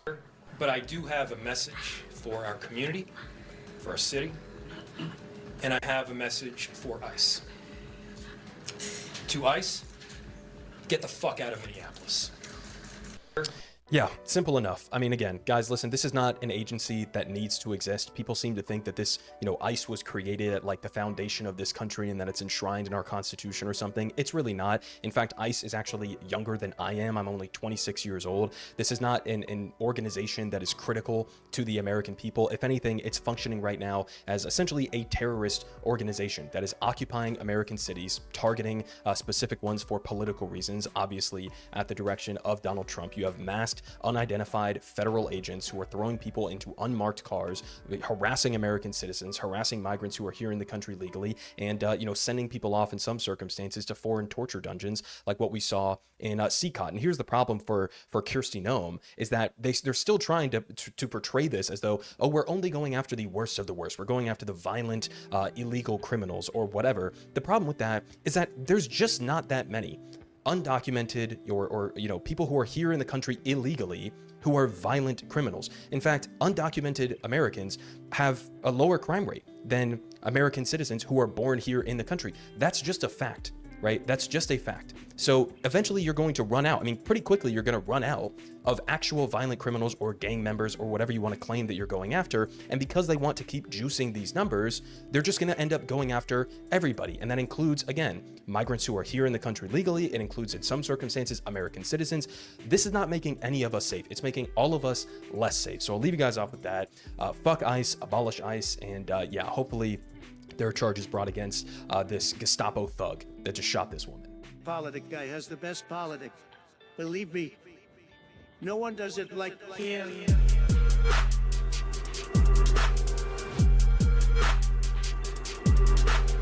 Believe me.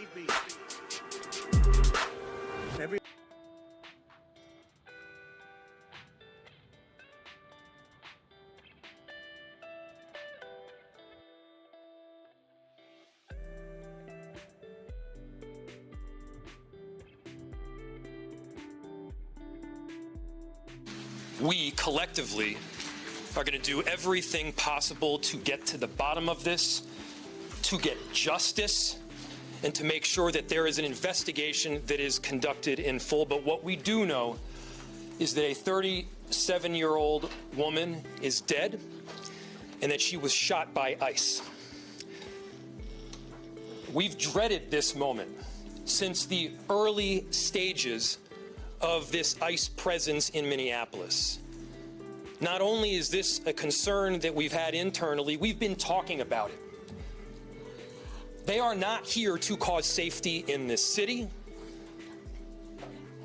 What they are doing is not to provide safety in America. What they are doing is causing chaos and distrust. They're ripping families apart. They're sowing chaos on our streets. And in this case, quite literally killing people. So they are already trying to spin this as an action of self-defense. Having seen the video of myself, I want to tell everybody directly, that is bullshit. This was an agent recklessly using power that resulted in somebody dying, getting killed. As soon as it happened and we learned of the incident, we had several priorities. The first, of course, was to get the victim to the hospital and to get care as soon as possible. To the family, I'm so deeply sorry. There's nothing that I can say right now that's going to make you or your relatives or the friends of the victim feel any better. There were, I believe, 2 Minneapolis police officers that responded and were in the ambulance on the way to the hospital. The second was to get ICE off of the scene. There were dozens, if not hundreds, of ICE and federal officers that were there at the time. Having them there was only causing more chaos. Footage of that. Having them there was only making a difficult situation even more problematic, and one that, yes, they created themselves. Yep. There's little I can say, again, that'll make this situation better, but I do have a message for our community, for our city, and I have a message for ICE. To ICE, get the fuck out of Minneapolis. We do not want you here. Your stated reason for being in this city is to create some kind of safety, and you are doing exactly the opposite. People are being hurt. Families are being ripped apart. Long-term Minneapolis residents that have contributed so greatly to our city, to our culture, to our economy are being terrorized, and now somebody is dead. That's on you. And it's also on you to leave. It's on you to make sure that further damage, further loss of life and injury is not done. We're going to be working towards justice as quickly as we possibly can right now, and justice is what we've all got to get. Next, a message to our community. Look, we all know that the agenda of this Trump administration is to create chaos. Let us respond right now with our best versions of self. This is a moment where all of us in Minneapolis and beyond, we can rise to the occasion. We can show them who we are.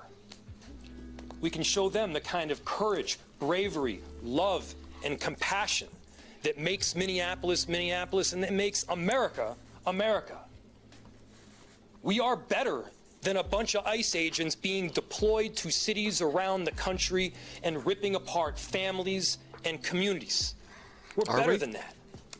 And so we are going to meet that hate with love. We are going to meet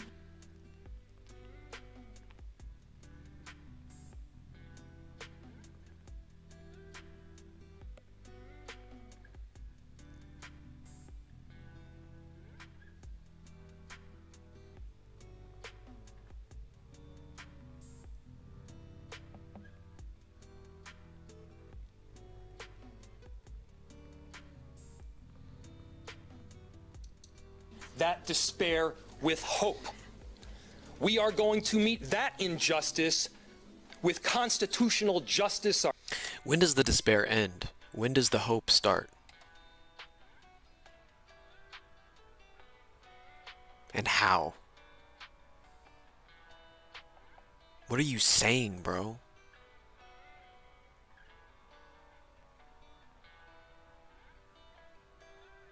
Okay, what are you gonna do?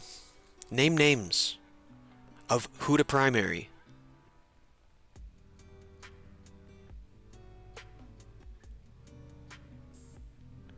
Condemn anyone who supports Trump. Draw a line in the sand. Do something, bro. Ourselves, and we're going to make sure that in this very difficult moment, we do not take the bait that these ICE agents are trying to create and that the federal government, to be clear, wants.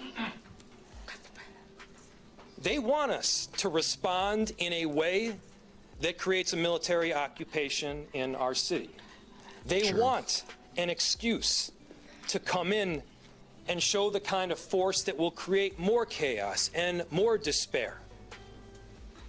Let's not let them. Let's rise to this occasion. Let's show them something far more beautiful than the kind of division that they're trying to stoke. Let's show them unity of purpose, of love, and the What courage of our unity, conviction. bro? Our conviction to be... I mean, these are some nice words, but like, what unity?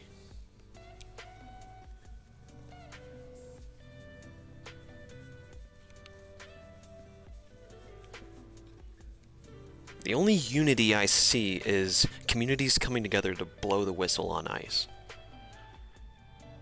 That was done without any help from the likes of you.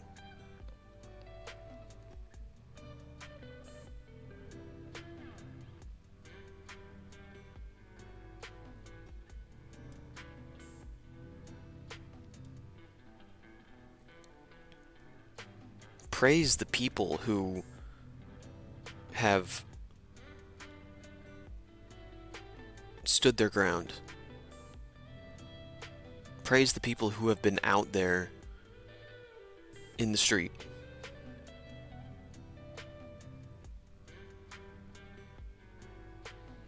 This is almost like you're scolding us for having a natural reaction to this. Be clear is rock solid, and it is for our neighbors, all of our neighbors.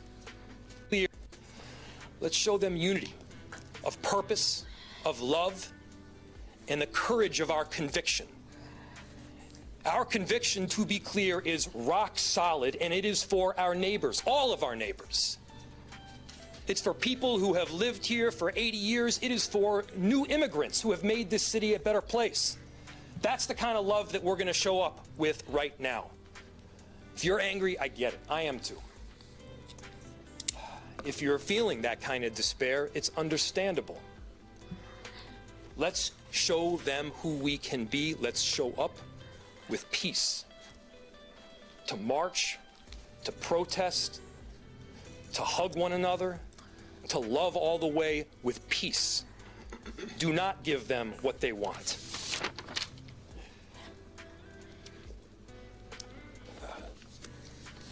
Finally, you know, we've got a lot of work that needs to happen right now to make sure that, first, of course, the scene was secured as much as possible, that we were able to get the victim, now deceased, to the hospital. We've got a lot of work to do in the coming days. I want to thank our city enterprise for the work that they have done, but more importantly, what they're about to do, because this is going to be heavy and our city has been through a lot.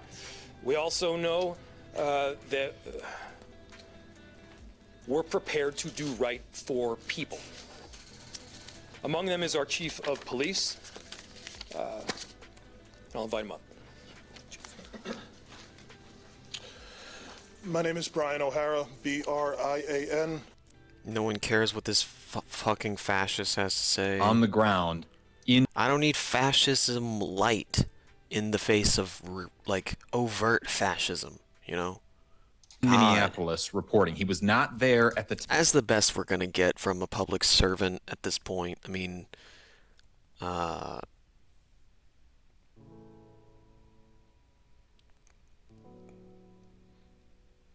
there's a reason why that guy, like, we don't recognize him.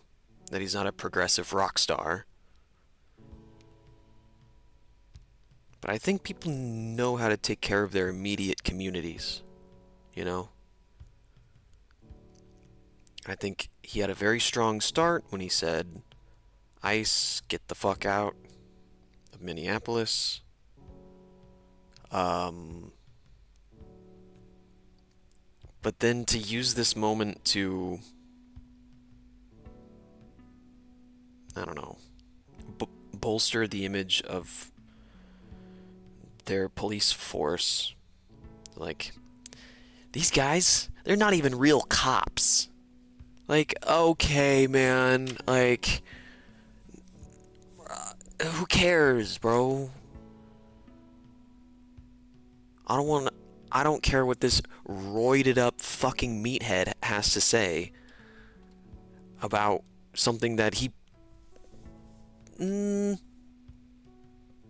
probably would be participating in if he didn't have this job. Let's be real.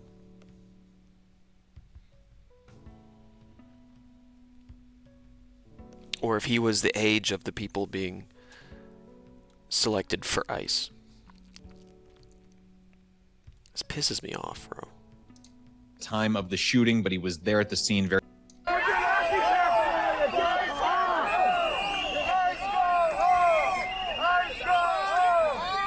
I'm JT Siskowski with Status Coup. This morning, federal immigration agents shot a woman on Minneapolis's south side, and we can confirm that she has died. Our own John Farina is there on the ground in Minneapolis reporting. He was not there at the time of the shooting, but he was there at the scene very shortly after, and he was able to get video from witnesses who saw the shooting and its immediate aftermath. We're going to play those videos for you now, but before we do, I just want to warn you that the content in them is rather shocking because you can see the shooting itself happen. Federal immigration agents shoot into a car, and then you see a person being taken out of that car and given CPR in the snow.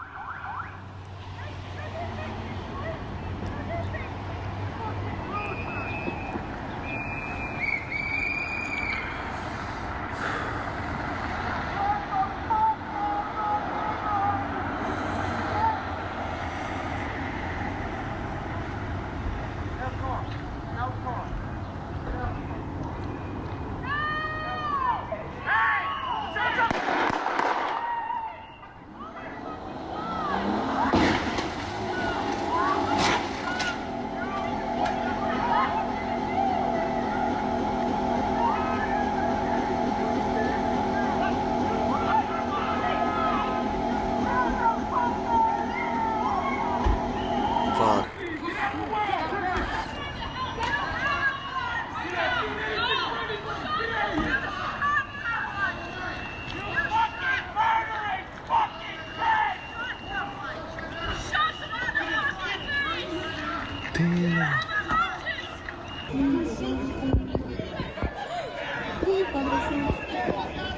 Se va cayendo.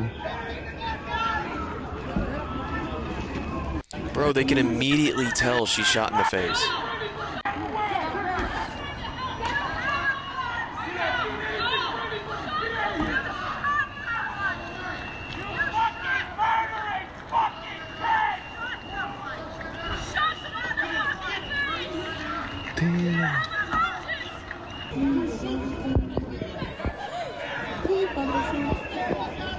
Se va cayendo.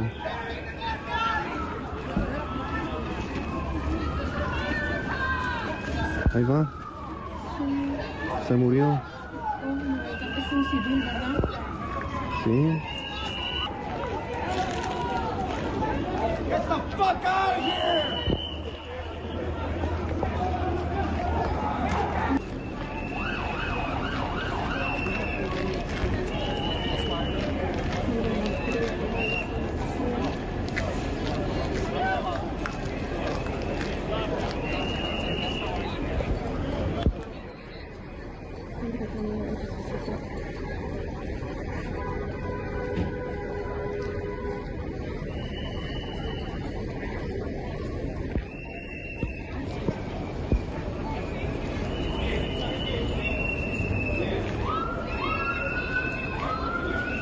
They got 2 stretchers because they fucking reported that someone else might have been injured. Or that has all their gear on it. Alright. I was gonna say, if they brought 2 stretchers out because they called initially and said that. But John stayed there on the ground after he got that video and started to take recordings of his own, including of himself and other journalists and people from the community being tear gassed by federal agents just for having their presence out there and making their voices heard that they do not want the Trump administration in their backyard, or journalists, in the case of John, just trying to do their job and document these abuses being committed by the Trump administration on American citizens.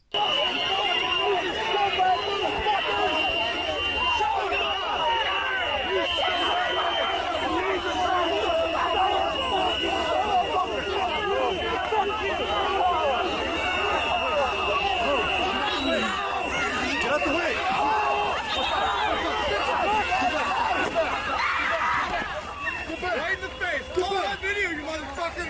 All on He's not wearing any goggles, so he definitely tear gassed himself. Pepper sprayed himself.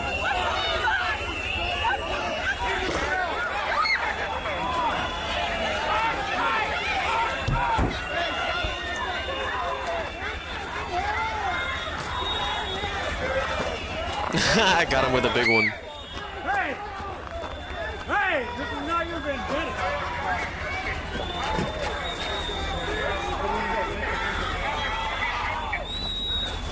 Don't do it. Don't do it. Don't do it. Think about it. Think about it. Don't do it. Go.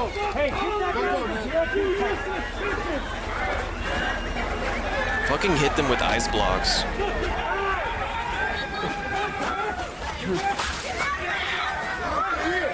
I'll be late. Drop out of money all day. What's up? What's up? Bro. Bro. Someone else! Kill someone else! Kill someone else! Just fucking leave! You're trying to leave. Just fucking go! Get back. I know you're pressed. Get back. Yeah. Just fucking keep walking!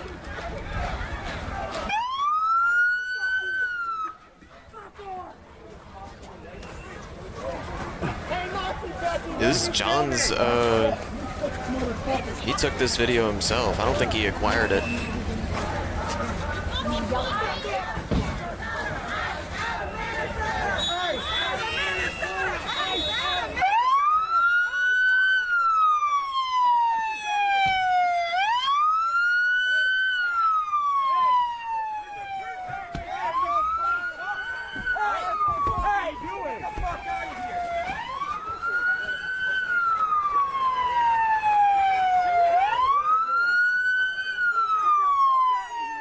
Damaged their vehicle. Smashed ass windshield. These people have no rights. They are criminals. Okay? And it's all on video. So are you gonna treat them the way you would a fellow citizen? No, you treat them like a fucking military occupier. Throw ice balls at them. Fucking clock them in the face. Do it.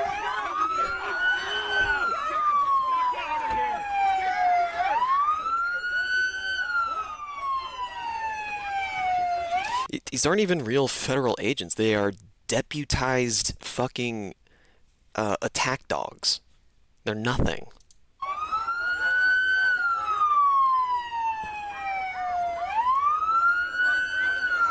Attack puppies, some of them.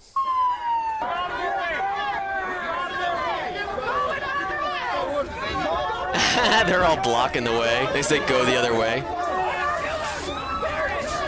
Move! Fuck you! Move! Go away! Go another way! Move! Go another way! Look at that dude. He's like complete. His face is orange.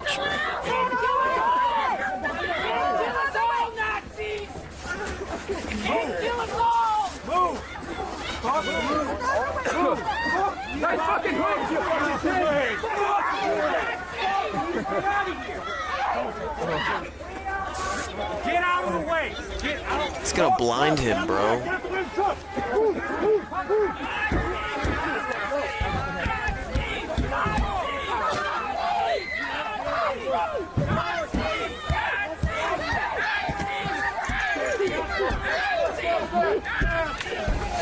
Fucking threw that tear gas. Right at the press, dude. Tear gas. Tear gas, get out.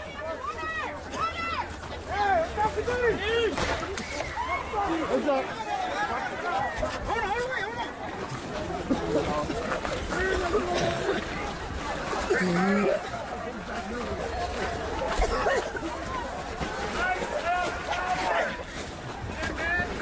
Pepper spray, tear gas, all the above.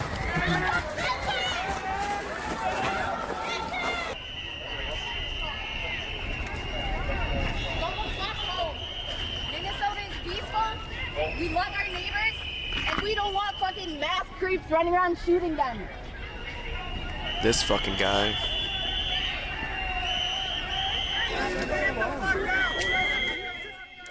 I know the whistling is a lot, but it's to also deter them.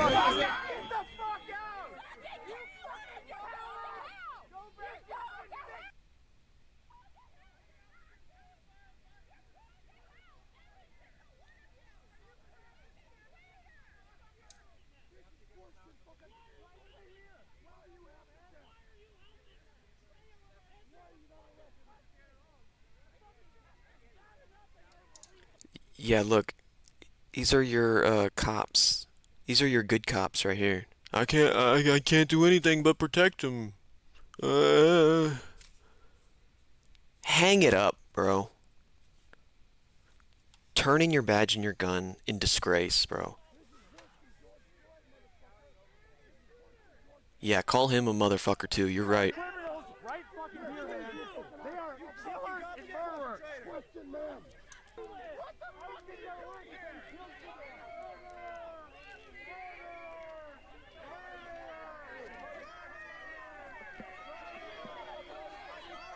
So reactionary and fucking pussy, dude.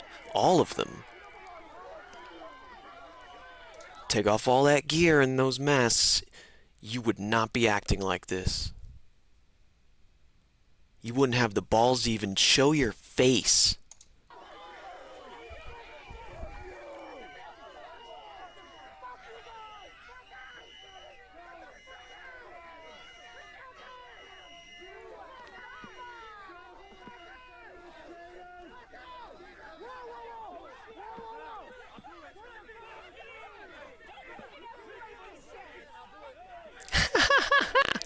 Get him.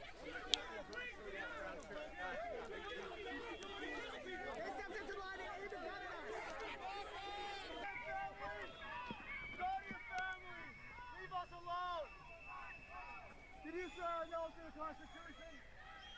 Huh?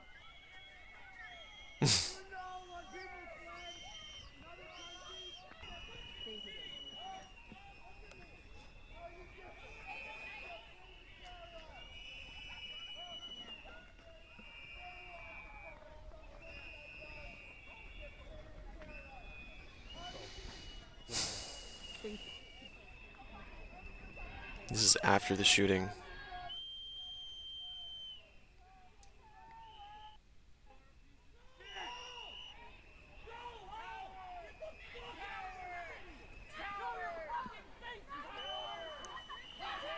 Yeah, show your face, coward.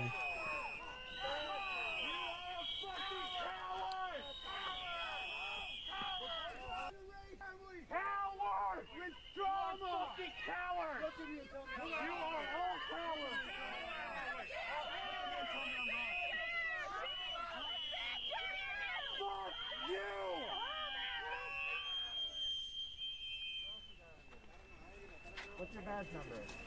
Say Antonio. Come on, put down your gun. Put down your mask.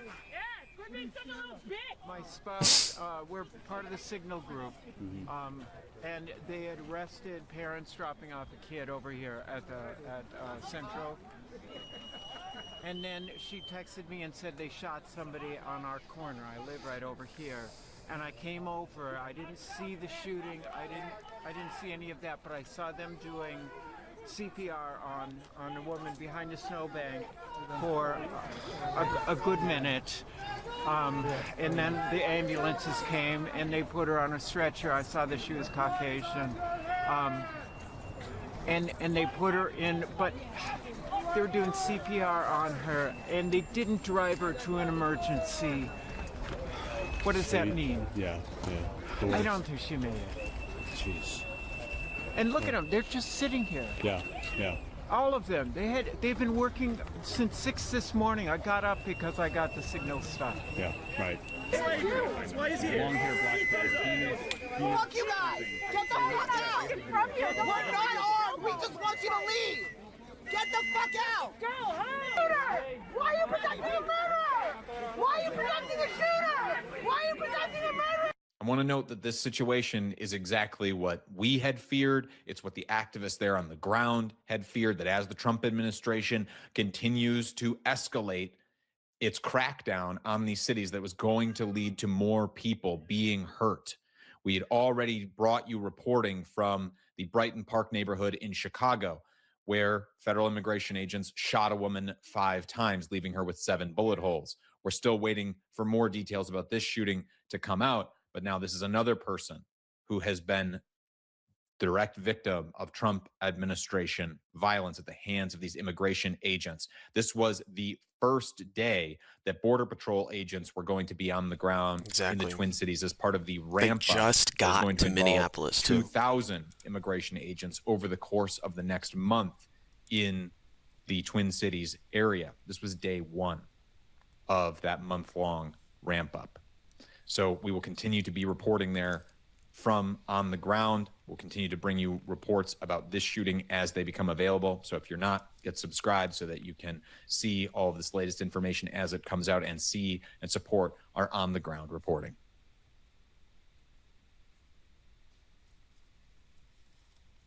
Welcome to the Daily Show. We are back, baby. My name is John. Stop. Welcome back. Shut up. Merry Christmas, Happy New Year. No. Good Yontif, whatever. No. I never wanted to watch that in the first place. Oh shit, this is live now. Illegal on stolen land. Rise up, take a stand. Rise up, take a stand. No one is illegal on stolen land. No one is illegal on stolen land. Wow, look at all these people.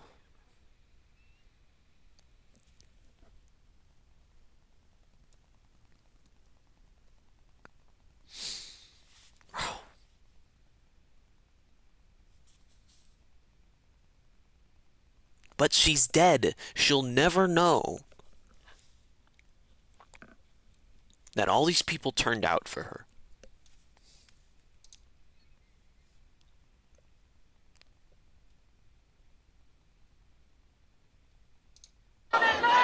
Thank you so much, everybody. Next up, we're actually going to have Joe Vitale from the Indigenous Protectors Movement. Please give him a warm welcome. Thank you so much. You know, I'm here, you know, with my pipe here and delivering the prayers and thinking about kind of what I want to say, what I want to put out there. And really, this day is not only just for Renee, but it's for the rest of us. A tragedy happened today. Someone died.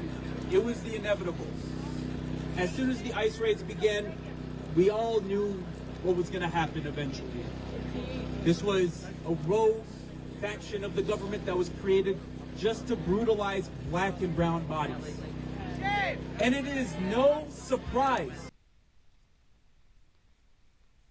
Just confirmed an hour ago what the name was.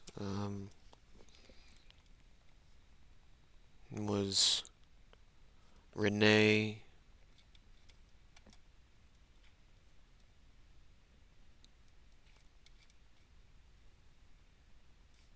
"37-year-old Renee Good."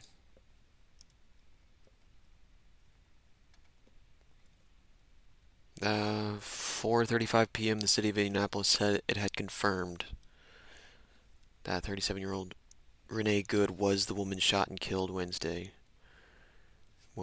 morning.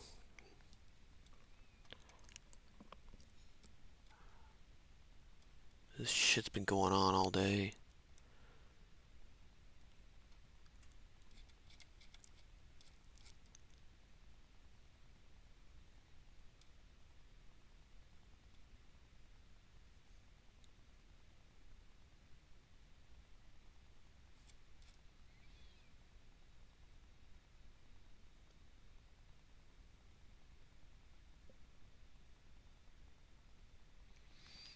An official from Roosevelt High School in Minneapolis told NPR News that armed U.S. Border Patrol officers came onto school property during dismissal Wednesday and began tackling people. God. They handcuffed 2 staff members and released chemical weapons on bystanders. The guy, I'm telling him, like, please step off the school grounds, and his dude comes up and bumps into me and tells me that I pushed him, and he's trying to push me and knock me down. And a school official who spoke to NPR News on condition of anonymity. They don't care. They're just animals, the official added. I've never seen people behave like this. Yeah, dude. Normally we don't, kind of revoke the humanity of people. But look, they are fucking... That's what ICE is. ICE are animals.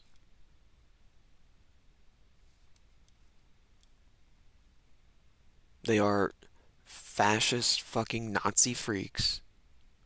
And they're doing violence. They don't care about your humanity.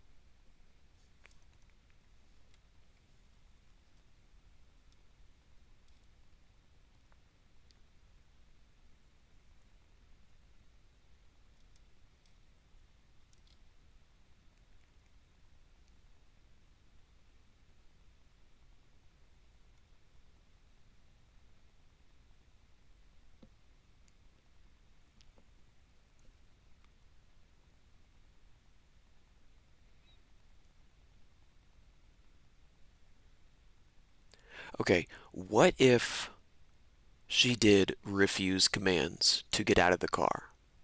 What if she was blocking the road with her car? Does that mean she deserves to get shot in the fucking face? Serious question.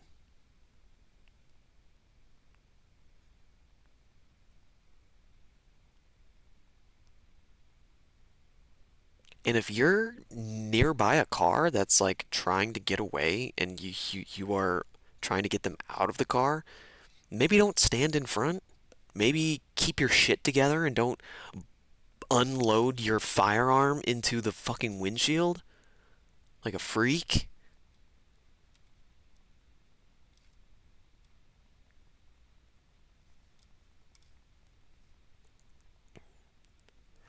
Today, the recklessness of ICE cost someone their life, Tim Walz said, adding that it was predictable and avoidable.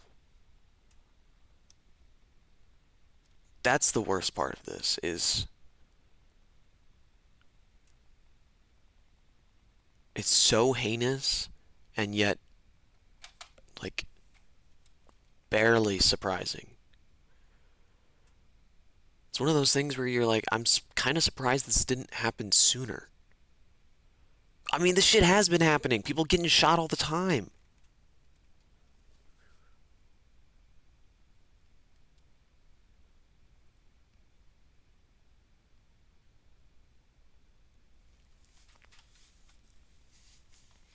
But it was literally the day after thousands of agents are deployed in Minneapolis while the Trump administration is fucking laying on the propaganda thick.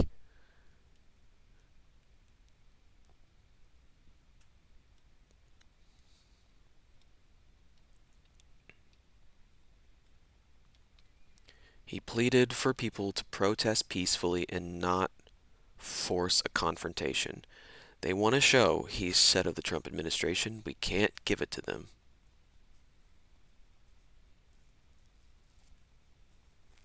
To Americans, I ask you this, please stand with Minneapolis.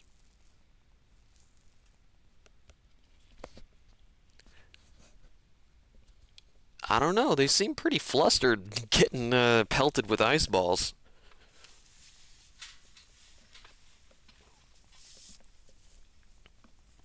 They seem to not like being told that they're Nazis and that they should leave, that nobody wants them here, as they show up all dressed up and ready to go out. They should be all dressed up with nowhere to go, for sure, dude. Fucking Nazis, dude. God. That in the same city that George Floyd was killed, that another death took place at the hands of a militarized rogue. Oh shit, this is where George Floyd was killed, wasn't it? Not a good look, guys. System. We heard our brother talk about accountability with the police system. Unfortunately, there is no accountability. No amount of transparency can change the fact that these systems are just inherently racist and meant to brutalize black and brown bodies and to control the poor. It is domestic terrorism. But, and I want to say but, we outside. But, despite it all, when we were driving around, hell, if you were walking, and shout out to you bus riders, right? Shout out to transit. But when we looked at every corner in this city today, what did we see? Protests. We saw people with whistles. We saw people giving notifications, checking license plates. Yes. We saw honking. We saw the whistling. We heard it. This city stood up and protected itself. It mobilized. And we're going to continue to need this action. I'm sorry. This is horrific. We pray for our sister. And we will pray for her continuing on. However, we need to maintain the resistance. I don't say burn yourself out. Take care of yourself. We can't take care of anything unless we take care of ourselves first. But we need to be in community. Mutual aid and solidarity isn't just a word. It is an experience. It is an act that we choose every second of the day. We will continue to need the whistles. We will continue to need bodies outside, monitoring license plates and notifying people. Yeah. Because when people hear those whistles, when people heard those car honks, that was a notification to your neighbors, to your community, that a threat is nearby. So they knew to either scram or to hide or to be safe. Rapid response. It shouldn't be this way, but guess what? It is this way. So what I'm saying is, who keeps us safe? We keep us safe. Who keeps us safe? We keep us safe. And however you do that, however you did that today, that made a fucking difference. Yeah. The cops are not your friends. We kept people. They will turn their backs on you to protect their own every single time. Were you shocked to see Minneapolis police protecting ICE agents? Do I want to hear any more stories about how, cops are standing up to ICE agents? No. Because you're doing propaganda.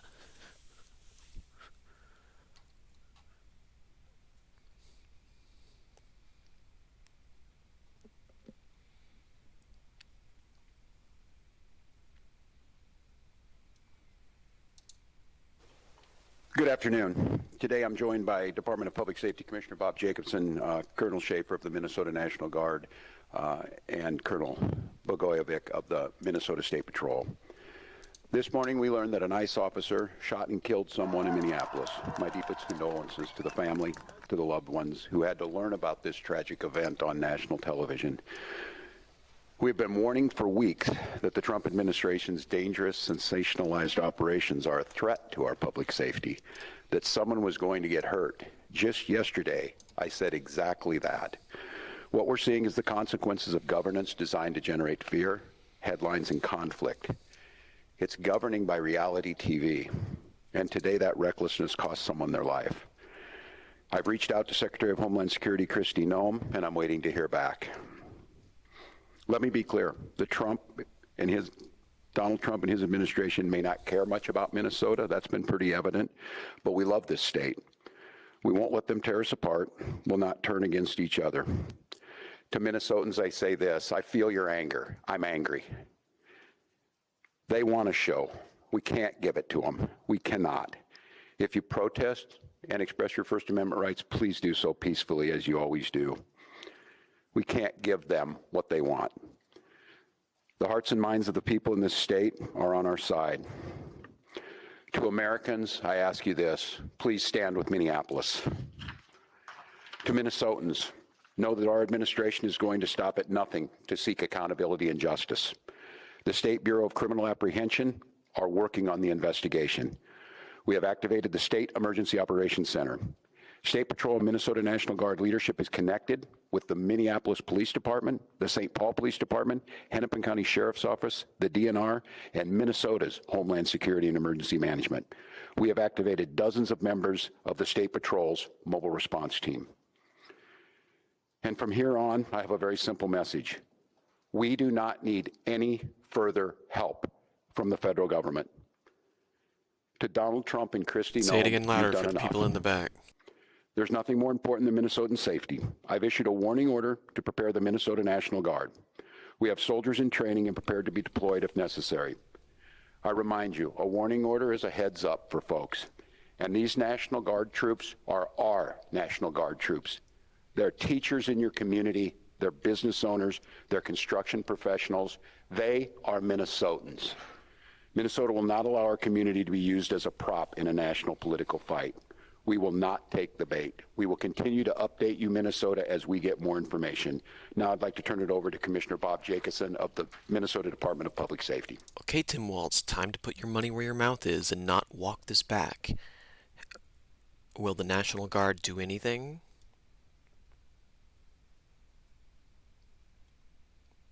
That's what we want to know.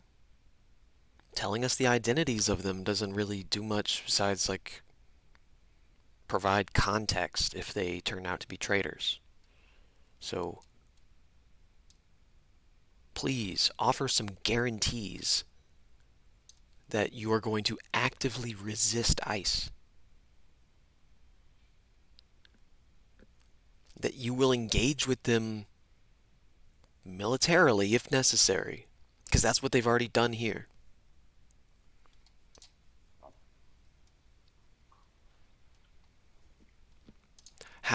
How many of your people have to be murdered for you to do something that actually stands up against tyranny?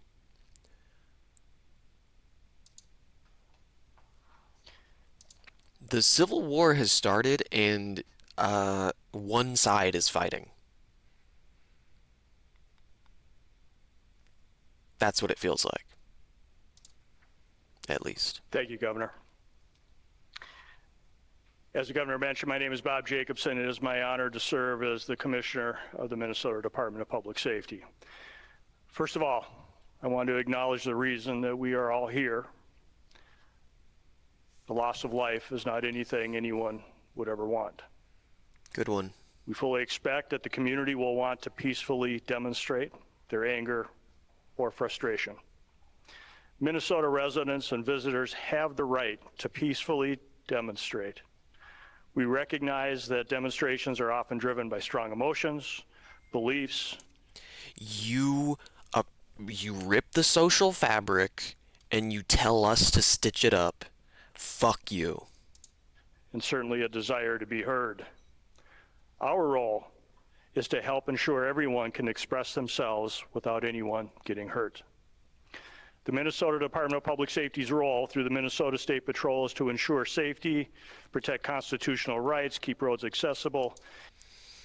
When was safety ensured before this? What about the safety of Renee Good? I ask again, what are you actually doing? And above all, to prevent harm. Our top priority is public safety.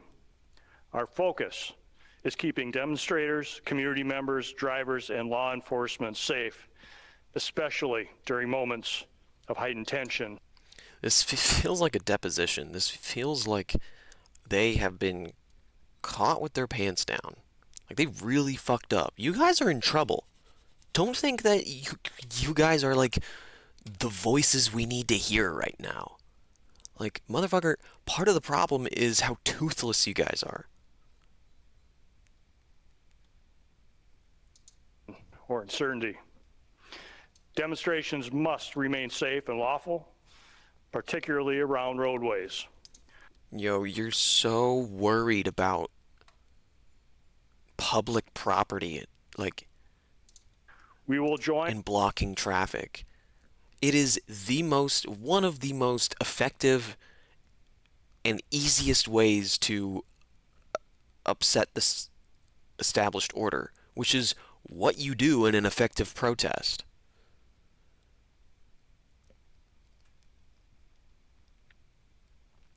Not all peaceful protests are effective, and not all effective protests are peaceful. with our partners to support safety while respecting the right to protest. With that in mind, I'd like to share a few safe and lawful ways to demonstrate. Minnesotans can safely and legally express their views in many ways, including getting together peacefully with others in public spaces, marching or walking, not on roadways, making your voice heard through chants, speeches, and displaying signs, being present in public areas where pedestrians are allowed, gathering in designated or permitted areas, and these actions will allow people to express themselves while protecting the safety of everyone involved. Unsafe or illegal actions could result in fines or arrests. Certain behaviors create serious hazards that threaten public safety, disrupt emergency services, or put people at risk. These actions could result in fines or arrests. Demonstrating on or entering a freeway on foot, walking on highways, throwing objects, starting or setting fires, damaging property or graffiti, using illegal fireworks, displaying or... They shot a woman in the face. They shot a woman in the face. They shot a woman in the face. They shot a woman in the face. What are you talking about? Spray painting public property, don't to face stuff. They shot a woman in the face. And you're worried about broken windows and shit. Under your watch, they shot a woman in the face. The audacity to tell us how to protest. To tell your people how to protest.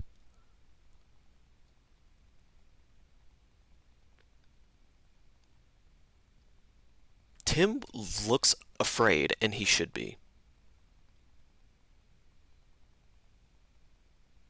He should be afraid of betraying his own people because he's getting close. using illegal weapons, if he hasn't already, driving, especially near pedestrians, and certainly assaultive, aggressive, or riotous behavior toward anyone. What does riotous behavior mean? We all stand there with your candle nice and quiet and sing your songs, go home at 10 p.m. want definitive answers to what happened today. Our Bureau of Criminal Apprehension is working in conjunction with the FBI to investigate this morning's shooting. No. Minneapolis has earned itself a night from hell. But it's up to the people of Minneapolis to decide whether or not to exact that or not. As you know, we don't comment on active investigations, but also keep in mind that this is an investigation is also in its infancy. So any speculation about what had happened would be just that. And we will not engage in speculation. The gaslighting, bro. Oh my God, why even report this? Propaganda, dude.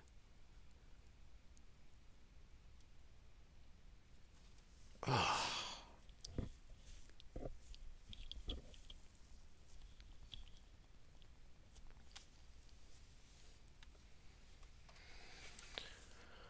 I need to take a break.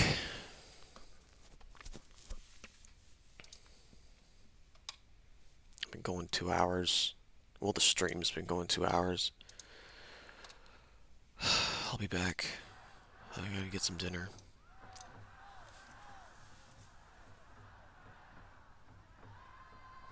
Let's go to status quos. From getting kidnapped.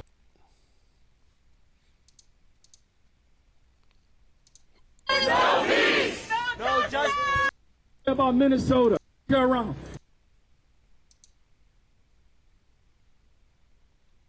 Multiple speakers here. Hey, good! Renee good! Renee good! Renee good! Rapid response! It shouldn't be this way, but guess what? It is this way. And we're going to continue to need this action. I'm sorry. This is horrific. We pray for our sister. And we will pray for her continuing on. However, we need to maintain the resistance. I don't say burn yourself out. Take care of yourself. We can't take care of anything unless we take care of ourselves first. But we need to be in community. Mutual aid and solidarity isn't just a word. It is an experience. It is an act that we choose every second of the day. We will continue to need the whistles. We will continue to need bodies outside, monitoring license plates and notifying people. Because when people hear those whistles, when people heard those car honks, that was a notification to your neighbors, to your community, that a threat is nearby. So they knew to either scram or to hide or to be safe. Rapid response! It shouldn't be this way, but guess what? It is this way. So what I'm saying is, who keeps us safe? We keep us safe! Who keeps us safe? We keep us safe! And however you do that, however you did that today, that made a fucking difference. We kept people from getting kidnapped. And we're going to continue to need that. Take care of each other. Stay vigilant. Stay militant. Right now, the inevitable happened, right? Horrific. But what they want is for us to make a mistake. Don't give them that. Keep it peaceful! They want us to pop off. And we know we can pop off. Right? But be militant. Be intentional and show up for each other. We're going to need it. It's a long fight. Say her name. Renee good. Renee good. Renee good! Renee good. Renee good! Renee good! Renee good! I love you, Minneapolis. We have a brief announcement for crowding over by 34th. We're asking people to start shifting north towards 33rd so we can make more space for people to congregate on this block. Just to make everything clear. Okay. Everyone take a couple steps the other way, I guess. Yeah, there you go. Yeah, that's the right way. No Trump! No troops! Twin Cities ain't licking boots! No Trump! No troops! Twin Cities ain't licking boots! No Trump! No troops! Twin Cities ain't licking boots! No Trump! No troops! Twin Cities ain't licking boots! No Trump! No Trump! No troops! No troops! Twin Cities ain't licking boots! No Trump! No Trump! No troops! No troops! Twin Cities ain't licking boots! No Trump! No troops! Twin Cities ain't licking boots! No Trump! No troops!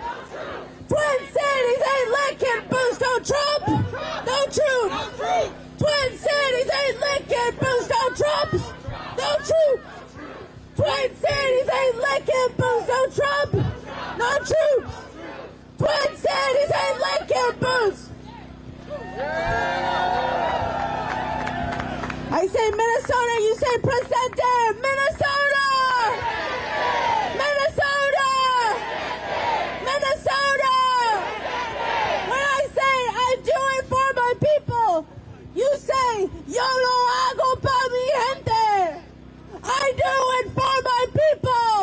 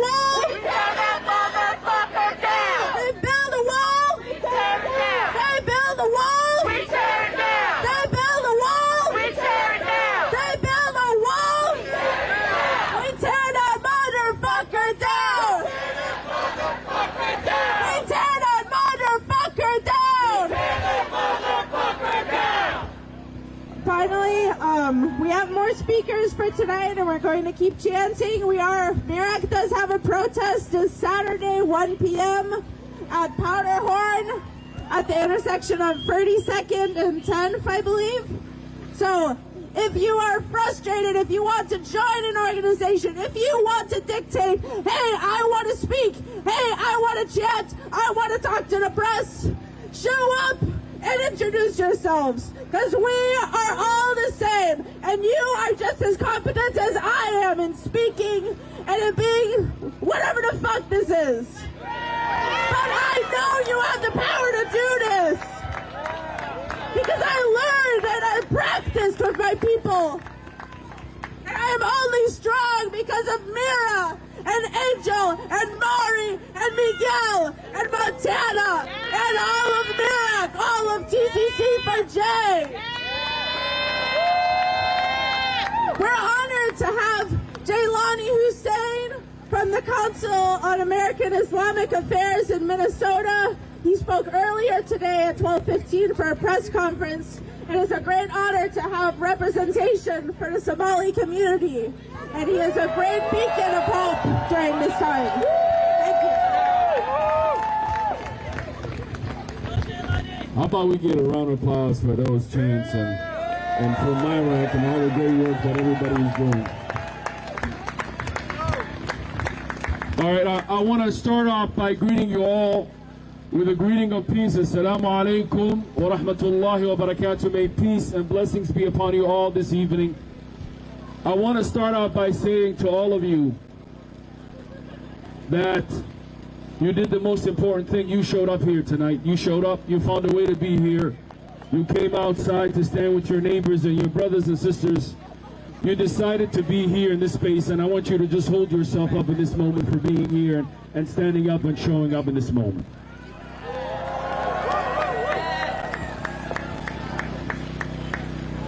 I want to just remind you and remind myself, first and foremost, nothing is an accident.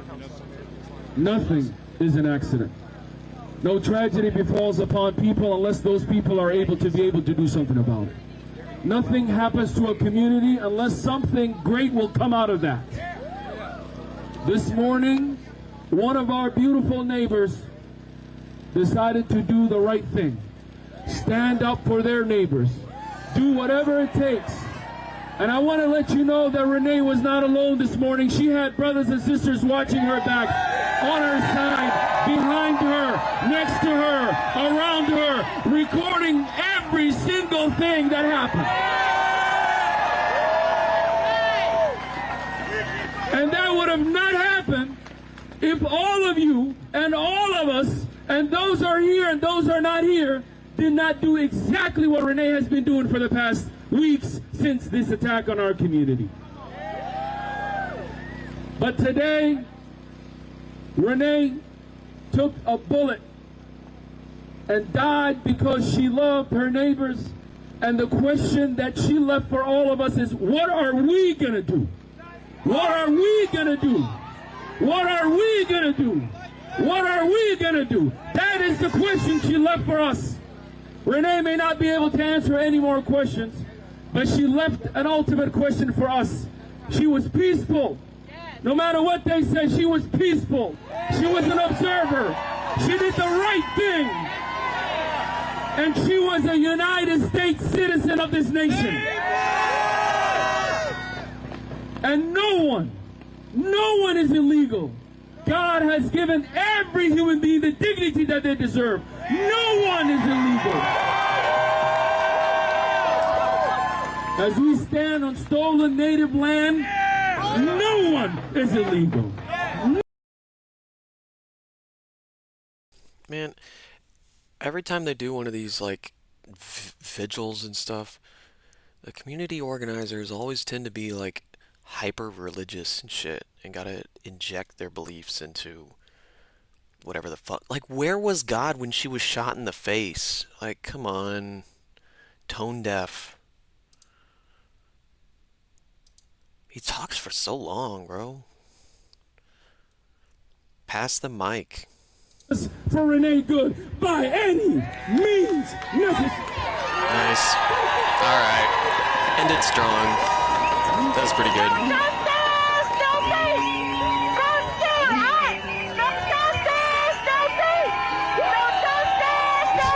Joe Biden based for 2028 is crazy.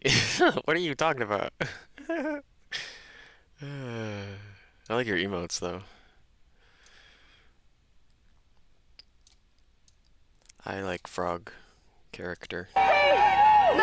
Frog character funny.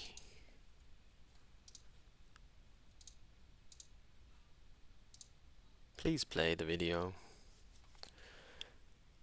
I think they started to lose connection a little bit. Yeah. These are like individual pixels.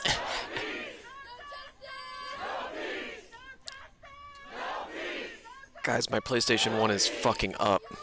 Okay, there it goes. Okay, awesome. And now I'm going to hand it over for an introduction to the next part of the program. Hi, guys. My name's Jana Williams. I'm with Justice for... Electric True. Cool name.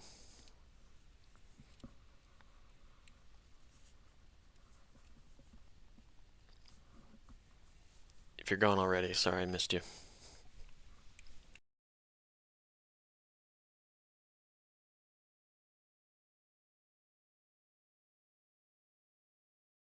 Now we lost audio. It's leftist audio here. This is a real, truly leftist publication. The lower the quality of the audio, the more leftist the publication. Yeah, man, your microphone. Yo. No! Well, I think that does it for their live stream. We're going to go over how many people have been killed in ICE raids. Or just shot. We'll start with 1 of 40, Minneapolis. Oh, that was today. Let's go all the way back. Well, there's a lot in Minneapolis. Fuck. Or Chicago, rather.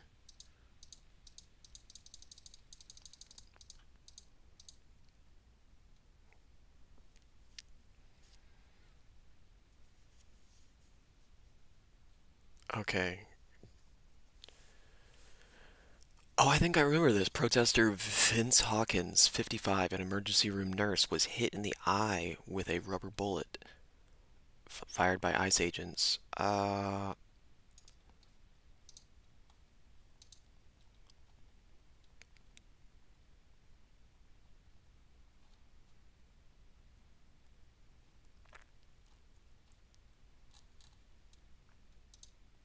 You're listening to Trump's immigration forces deploy less lethal weapons in dangerous ways, skirting rules and maiming protesters, by A.C. Thompson and J. David McSwain, and co-published with Frontline. It was produced by 11 Labs and NOAA, News Over Audio, using an AI voice and quality assured by NOAA's editors. You can listen to more of the world's best journalism on the NOAA app or at newsoveraudio.com.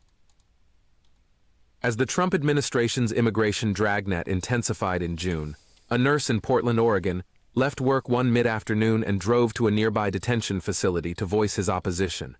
Federal agents had set off smoke grenades, driving away many protesters at the front of the facility, but Vincent Hawkins lifted his megaphone anyway.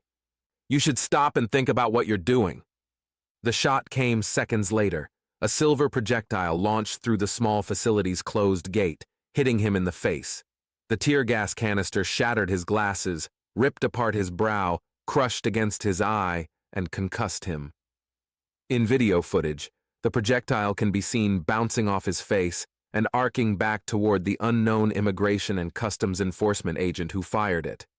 Hawkins, a 25-year veteran of the emergency room, was rushed to one, bleeding and wondering if he'd ever see through his left eye again. A frequent demonstrator, he knew the risks. He'd seen friends struggling to breathe through toxic chemical clouds, others pelted with pepper balls, But Hawkins was undeterred. "I have things to say," he said, "and if it means being wounded to do it, then here I am." The 55-year-old said he'd be blind in one eye if not for the shielding effect of his glasses.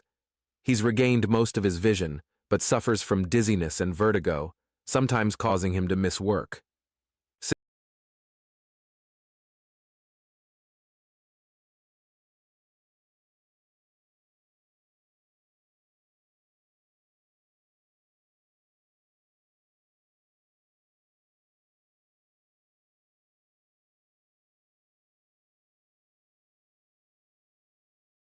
This one says, ICE agent fires shots at vehicle they say tried to run them over during detention in operation in Black Forest.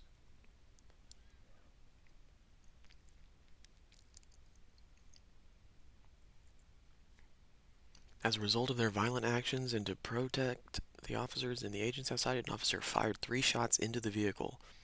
The aliens fled and later abandoned the vehicle. Law enforcement officials are currently searching for the fugitives. As of Friday, one of the suspects is in custody. The other remains at large.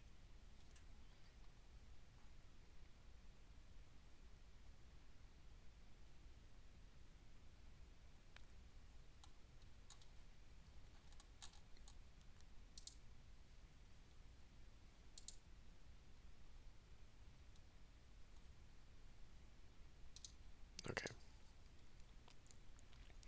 That was a dead link. Oh. Andrina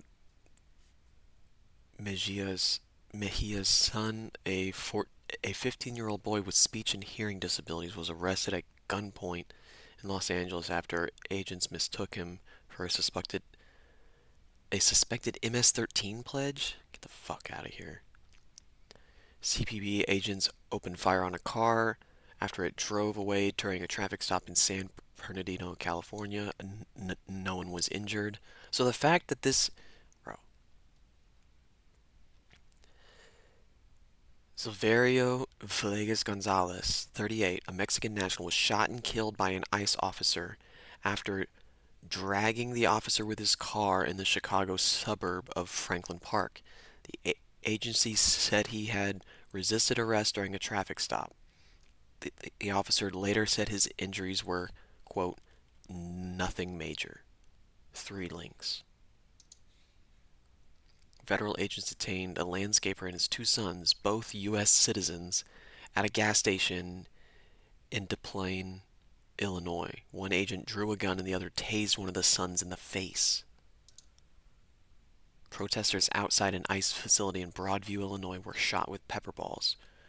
Presbyterian pastor Reverend David Black was shot in the face with a pepper ball while praying. Yeah, we saw that on video at Status Quo. Agents at the processing center in Broadview, Illinois shot pepper balls at protesters. An ICE agent dropped his handgun while trying to make an arrest in Prince George's County, Maryland. The agent then appeared to point the gun at bystanders. Oh my god. Agents fired pepper balls and rubber bullets at protesters and journalists outside the processing center facility in Broadview, Illinois. A sniper on the roof fired baton rounds toward the crowd, shattering the window of a nearby business. Agents at the ICE processing center in Broadview, Illinois, fired pepper balls at protesters.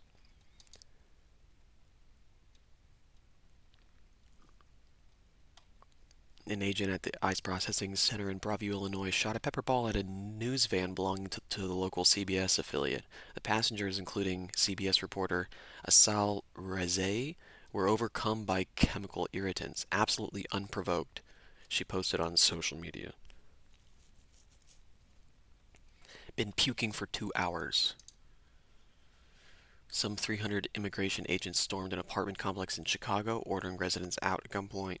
Yeah, that was, they brought out kids in handcuffs, some of them without clothes. Fucking the champions of children here.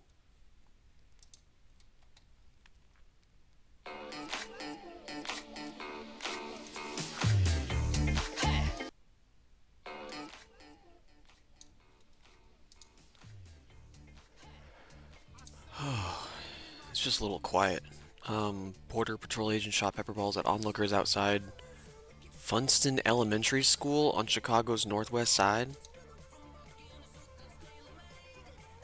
A Chicago woman who had been warning residents about ICE was shot 5 times and wounded by a CBP agent after federal agents rammed her car, video shows. She had a handgun in her purse and a valid concealed carry license. She was charged with assaulting, impeding, and interfering with law enforcement, but prosecutors dropped the charges.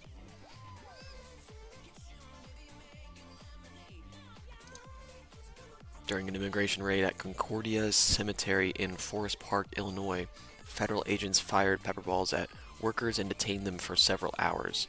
The Department of Homeland Security said the workers were trying to impede the arrest of undocumented immigrants. Diane Figueroa, an American citizen living in Chicago, was pulled from her car and held at gunpoint. The incident was captured on video. Figueroa, who had recently underwent kidney surgery, said she suffered severe bruising and nerve damage following her detention and arrest. Homeland Security investigations agent fired shots at an unarmed black man during a traffic stop in Washington, D.C. The man was jailed for 3 days before a judge dismissed the case. It seems like the policy is shoot first, ask questions later. It just goes on and on and on. Federal agent pointed a gun at combat veteran, said bang bang and you're dead liberal during an immigration raid in Chicago's Little Village neighborhood. What?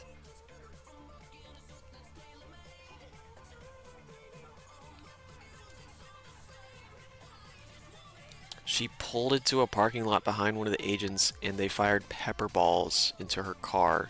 Her kids 1 and 3 were also in the car.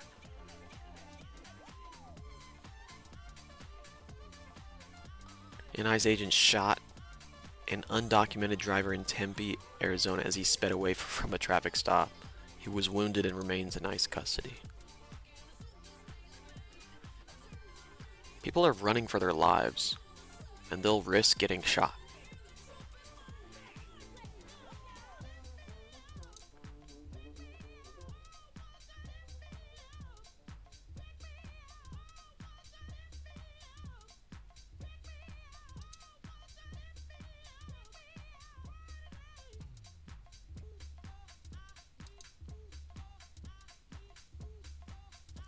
It's the most unprovoked shit. I'm just repeating myself if I keep reading.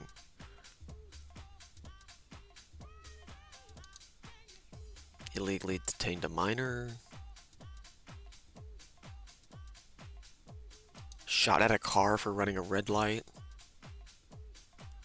Held a mother and 4 children at gunpoint after forcing their way into a basement apartment in Queens.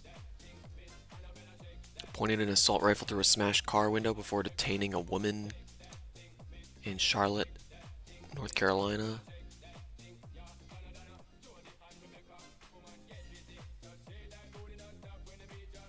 A 16-year-old girl was held at gunpoint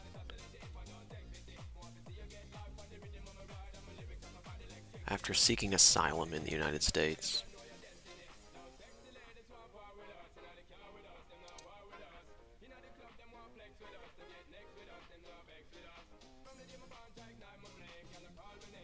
Oh, is this getting boring? Sorry. See ya. You still in the chat?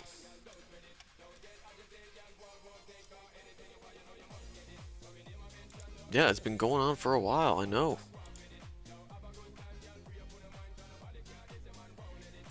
It's a lot to listen to.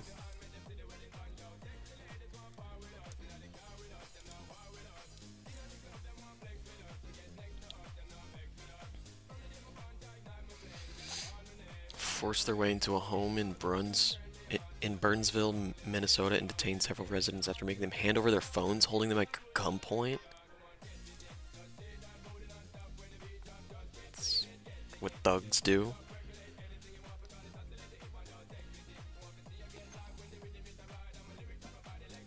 Pointed their guns at students after detaining some of them with no warrant.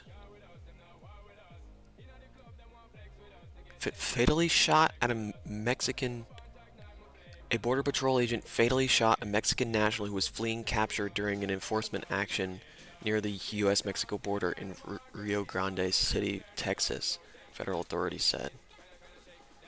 An off-duty CBP agent fired his gun several times during a confrontation with another motorist on an access road to John F. Kennedy Airport in New York City. The agent told authorities that he pulled his weapon after the driver attacked him over a fender bender. ICE agents shot at a van during an immigration enforcement stop in Glen Burnie, Maryland, striking the driver. An ICE spokesperson said the man, a Portuguese national, rammed into several ICE cars when asked to turn his car off. An off-duty ICE agent fatally shot a man who witnesses say was firing a rifle into the air to celebrate New Year's in the Northridge neighborhood of Los Angeles. The Department of Homeland Security claimed the agent bravely responded to an active shooter situation. Civil rights leaders called for an investigation. And today, ICE agents in Minneapolis shot and killed a motorist, claiming she rammed her car into them. Video showed her backing up and driving away from the agents before they fired. Exactly. Local officials rejected Homeland Security Secretary Kristi Noem's assertion that the agents fired in self-defense. The presence of federal immigration enforcement agents is causing chaos in our city. Minneapolis Mayor Jacob Frey subsequently posted on X.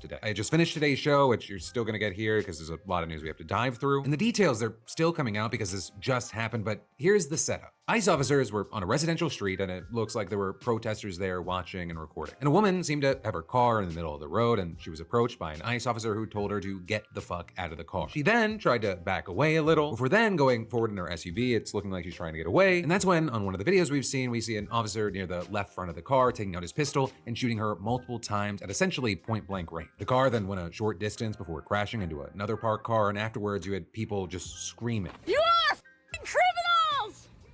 You're f***ing criminals!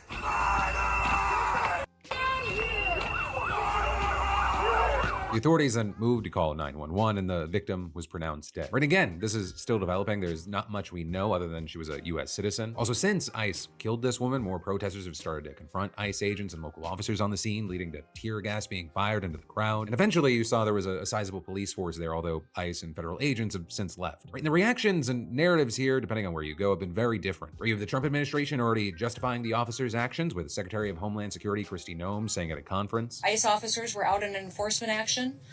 They got stuck in the snow because of the adverse weather that is in Minneapolis. They were attempting to push out their vehicle and a woman attacked them and those surrounding them and attempted to run them over and ram them with her vehicle. An officer of ours acted quickly and defensively shot to protect himself and the people around him. And my understanding is that she was hit and is deceased. We're continuing to gather more information, but this goes to show the assaults that our ICE officers and our law enforcement are under every single day. These vehicle rammings are domestic acts of terrorism.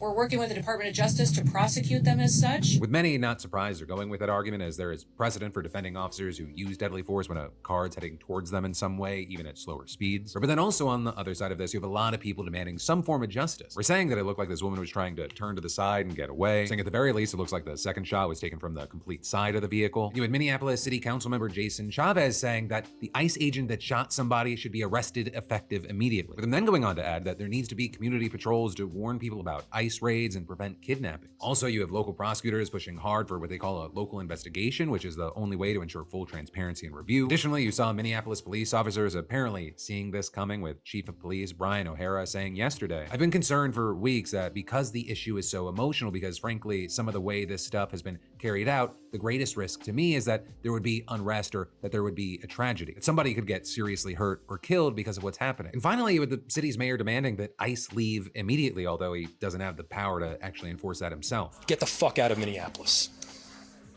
We do not want you here. Right, but with this, you have many saying this incident is similar to one that happened in Chicago, where 2 people were arrested for boxing ICE in with their cars. One person there, Marimar Martinez, was accused of ramming her car into an ICE vehicle before getting shot multiple times. So there, she still managed to drive away before being seen by paramedics with relatively minor injuries. And while she and the other person were charged with assaults on federal employees, just 6 weeks later, the charges were dropped. With it seeming like the government decided to drop the charges rather than release the text messages of agents at the scene because they showed just how excited they were to shoot people. You know, here's what I'll say as this latest situation is developing. There is one thing that is clear. This isn't going to reduce the tensions that many people have with ICE raids. Or many of the people that have seen this video, they're saying this is murder, but you have the administration continuing to call it a defense against an act of domestic terrorism. And that's the thing. Right now, we have an administration that has shown they have no problem, stretching the truth or outright lying if the propaganda game wins. And well, of course, with this story, I'd love to know your thoughts, opinions, and reactions to this news. That actually brings us to the first thing that I wanted to talk about today with you. Everything that you think you know about January 6th, it's a lie, right? All those brave folks who entered the Capitol that day, they were peaceful, patriotic protesters just exercising their First Amendment rights. But the Democrats, they masterfully twisted reality to brand them as insurrectionists. And that, even though the Democrats themselves are the real insurrectionists for certifying a fraudulent election. That, in a nutshell, is how the Trump administration spun one of the worst assaults on American democracy during the event's 5th anniversary. Right, with Team Trump publishing an insane revisionist history on the official whitehouse.gov website yesterday, and the reactions to it, they've been just as crazy. And so let's dive into this, starting with Trump's speech that afternoon at the Ellipse. Because the White House, they claimed that he was blameless for what happened afterward, arguing that he emphasized the need to protest peacefully. I know that everyone here will soon be marching over to the Capitol building to peacefully and patriotically make your voices heard. But that, it was just one moment in the middle of an hour-long speech and a 3-hour-long event if you count all the other speakers. And as many have pointed out, and we're gonna bounce around the speech here, if you listen to the totality of it, the tone is anything but peaceful. Our country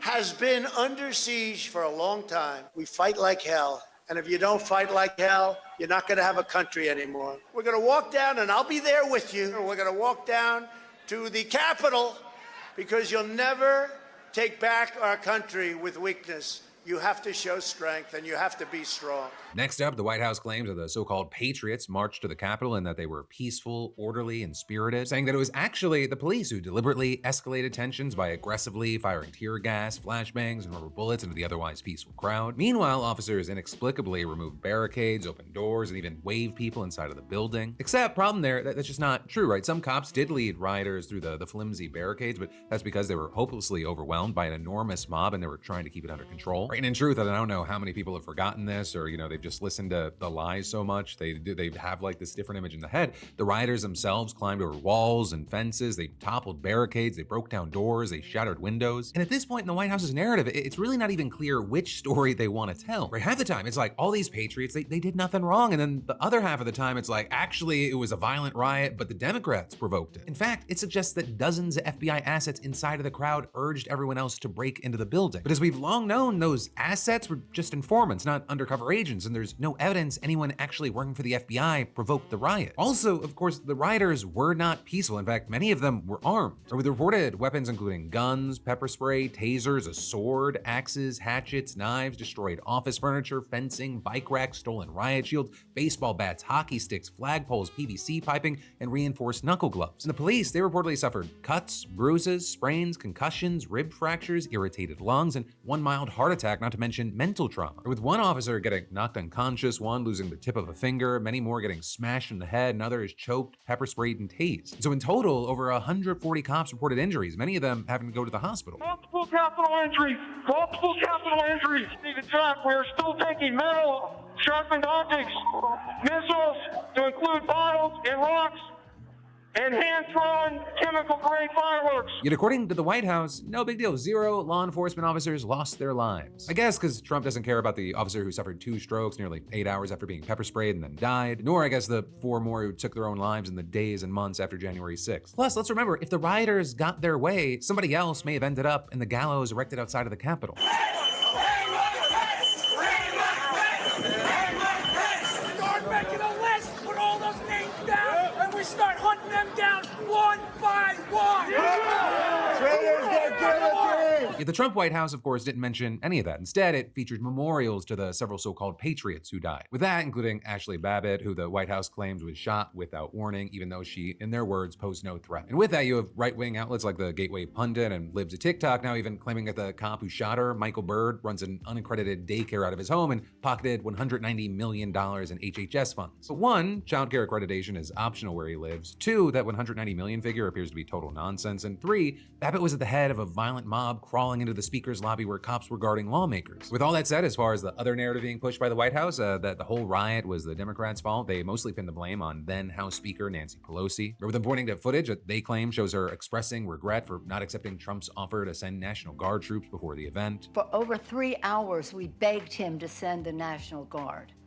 He never did it. He took joy in not doing it, was savoring that. And right now, he was saying on TV today, I wanted to send it, they just wouldn't do it. His own Secretary of Defense, acting Secretary of Defense, testified under oath against what the president is saying. The huge thing, Trump didn't need her permission to send the National Guard, and in reality, he was sitting back watching events unfold on TV from his private dining room. In fact, Trump reportedly resisted pressure from his allies, advisors, lawmakers, and even his own daughter to call off the riot for over 3 hours, with also the Washington Post describing those 187 minutes as follows. 25 minutes into Trump's silence, a news photographer was dragged down a flight of stairs and thrown over a wall. 52 minutes in, a police officer was kicked in the chest and surrounded by a mob. Within the first hour, 2 rioters died as a result of cardiac events. 64 minutes in, a rioter paraded a Confederate battle flag through the Capitol. 73 minutes in, another police officer was sprayed in the face with chemicals. 78 minutes in, yet another police officer was assaulted with a flagpole. 83 minutes in, rioters broke into and began looting the House Speaker's office. 93 minutes in, another news photographer was surrounded, pushed down, and robbed of a camera. 94 minutes in, a rioter was shot and killed. 102 minutes in, rioters stormed the Senate chamber, stealing papers and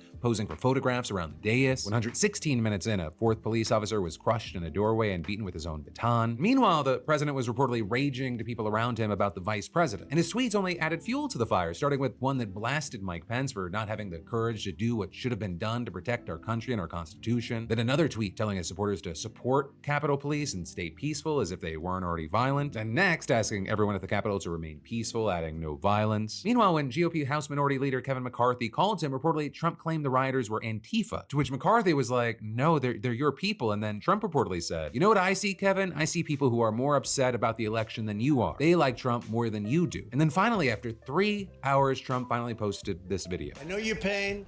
I know you're hurt. We had an election that was stolen from us. It was a landslide election, and everyone knows it, especially the other side. But you have to go home now. We have to have peace. So go home. We love you. You're very special. I know how you feel. But go home and go home in peace. With that reportedly being the best of at least 3 takes, because he kept veering off the script that his staff had composed for him and repeatedly had to re-record it to get one that his aides felt was palatable enough to share with the public. But then still, the White House's revisionism isn't done. They also called the 2020 election the greatest election theft in U.S. history. In a section titled Betrayal of the President, they wrote, Vice President Mike Pence, who had the opportunity to return disputed electoral slates to state legislatures for review and decertification under the United States Constitution, chooses not to exercise that power in an act of cowardice and sabotage, and saying instead, Pence presides over the certification of contested electors, undermining President Trump's effort to address documented fraud and ending any chance to correct the election steal. Though still, after 5 years of playing whack-a-mole with these conspiracy theories, there's still no evidence the 2020 election was ever stolen. Nor are there any credible legal experts who believe that Mike Pence could have given Trump the win, and to this day, the former VP stands by that decision. I will always believe, by God's grace, I did my duty that day to support the peaceful transfer of power under the Constitution of the United States of America. But still, the White House claims that Twitter, Facebook, YouTube, and other platforms, JP Morgan, Ladies and gentlemen, I am not a Nazi. Hold for applause. Bro, I can't believe people give Mike Pence props for just following the Constitution.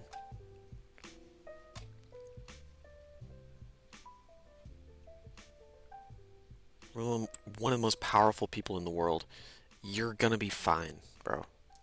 And Bank of America, Capital One, and other major financial institutions, plus the legacy media, all conspired to destroy Donald Trump politically and economically in the years that followed. And while, you know, we kind of all knew that there were still people that believed this shit 5 years later, it is still to a certain degree shocking to see it laid out this comprehensively and ridiculously on an official government website. Which is then why you have people reacting online saying January 6th is crazy because we all watched it live and they're still gaslighting us about whether it happened, as well as, of course, people quoting Orwell's 1984, the party told you to reject the evidence of your eyes and ears. It was their final, most essential command. Right, and while there's a lot of focus on Trump rewriting history from 5 years ago, you've got some now accusing CBS News of rewriting history as it's happening. Many accusing CBS News of turning into Trump propaganda or Trump propaganda light for months now, and these concerns are just getting louder and louder, especially after last night's evening news broadcast. Because one, in their brief coverage of the anniversary of January 6th, for some reason they didn't mention Trump's revisionist website. And two, they ran this segment on Marco Rubio's role in the Trump administration where they glazed him harder than a box of Krispy Kremes. The many lives and many jobs of Marco Rubio, the son of Cuban immigrants and a former Florida senator. He's now the face of U.S. foreign policy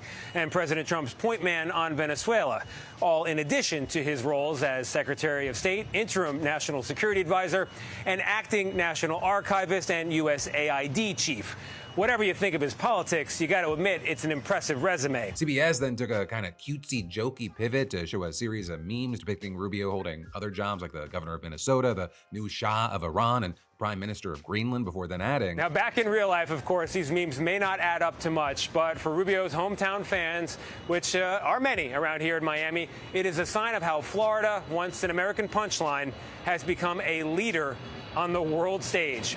Marco Rubio, we salute you. You're the ultimate Florida man. And for many, this just felt like state media promo, state media propaganda, not a segment worthy of airing on a major news broadcast. Right? Many critical and some noting that even Fox has more dignity than this. They're saying that CBS, they're using a news program to do corporate bidding and calling this a naked appeal for support from the White House for Paramount's bid for Warner Brothers Discovery. You know, while we're not in their heads and we can't prove intent on why they got the knee pads out, I mean, this is a crucial point for CBS News right now. It's been the focus of tons of controversy lately, ever since the Paramount Skydance merger put David Ellison in charge and Barry Weiss became the new head of CBS News, right? People have viewed it as a more conservative outlet. Now it's revamping evening news with Tony DeCopel as the new anchor, and that's been off to a very rocky start. I mean, he only officially started on Monday, but even before then, he was irking people just by the way that he addressed viewers, talking about his goals for the show, saying, The point is, on too many stories, the press has missed the story because we've taken into account the perspective of advocates and not the average American. Or we put too much weight in the analysis of academics or elites and not enough on you. With many finding that troubling, saying that CBS News shouldn't be dismissing input from experts and just hearing the other side and showing them as, you know, equal things. But with that, you had DeCopel actually fighting back against those comments on Instagram, right? When one person wrote, I grew up on Cronkite, too bad CBS has lost its Tiffany shine. DeCopel responded by saying, what did you love most about him? I can promise you we'll be more accountable and more transparent than Cronkite or anyone else of his era. Also, before his first show, CBS Evening News released new guidelines and promises to its viewers, and one of those was, we love America and we make no apologies for saying so. And adding, our foundational values of liberty, equality, and the rule of law make us the last best hope on earth. We aim to do our part every night. One way to think about our show is a daily conversation about where exactly we are as a country and where we are going. And again, for many,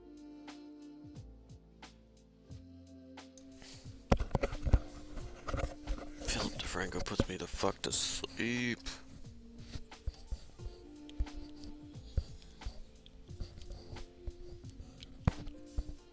Alright, I'm gonna leave it there and take a brief nap. I'll come back, do some Fallout. See ya.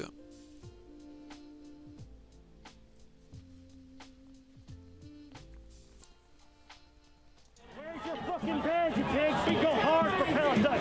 We escalate for Palestine. We fight for Palestine. We give it everything we got. We do not work with the police. We do not point people out to the police. We do not lay hands on our comrades. When we go hard for our people, you stand out the way. If you ain't with it,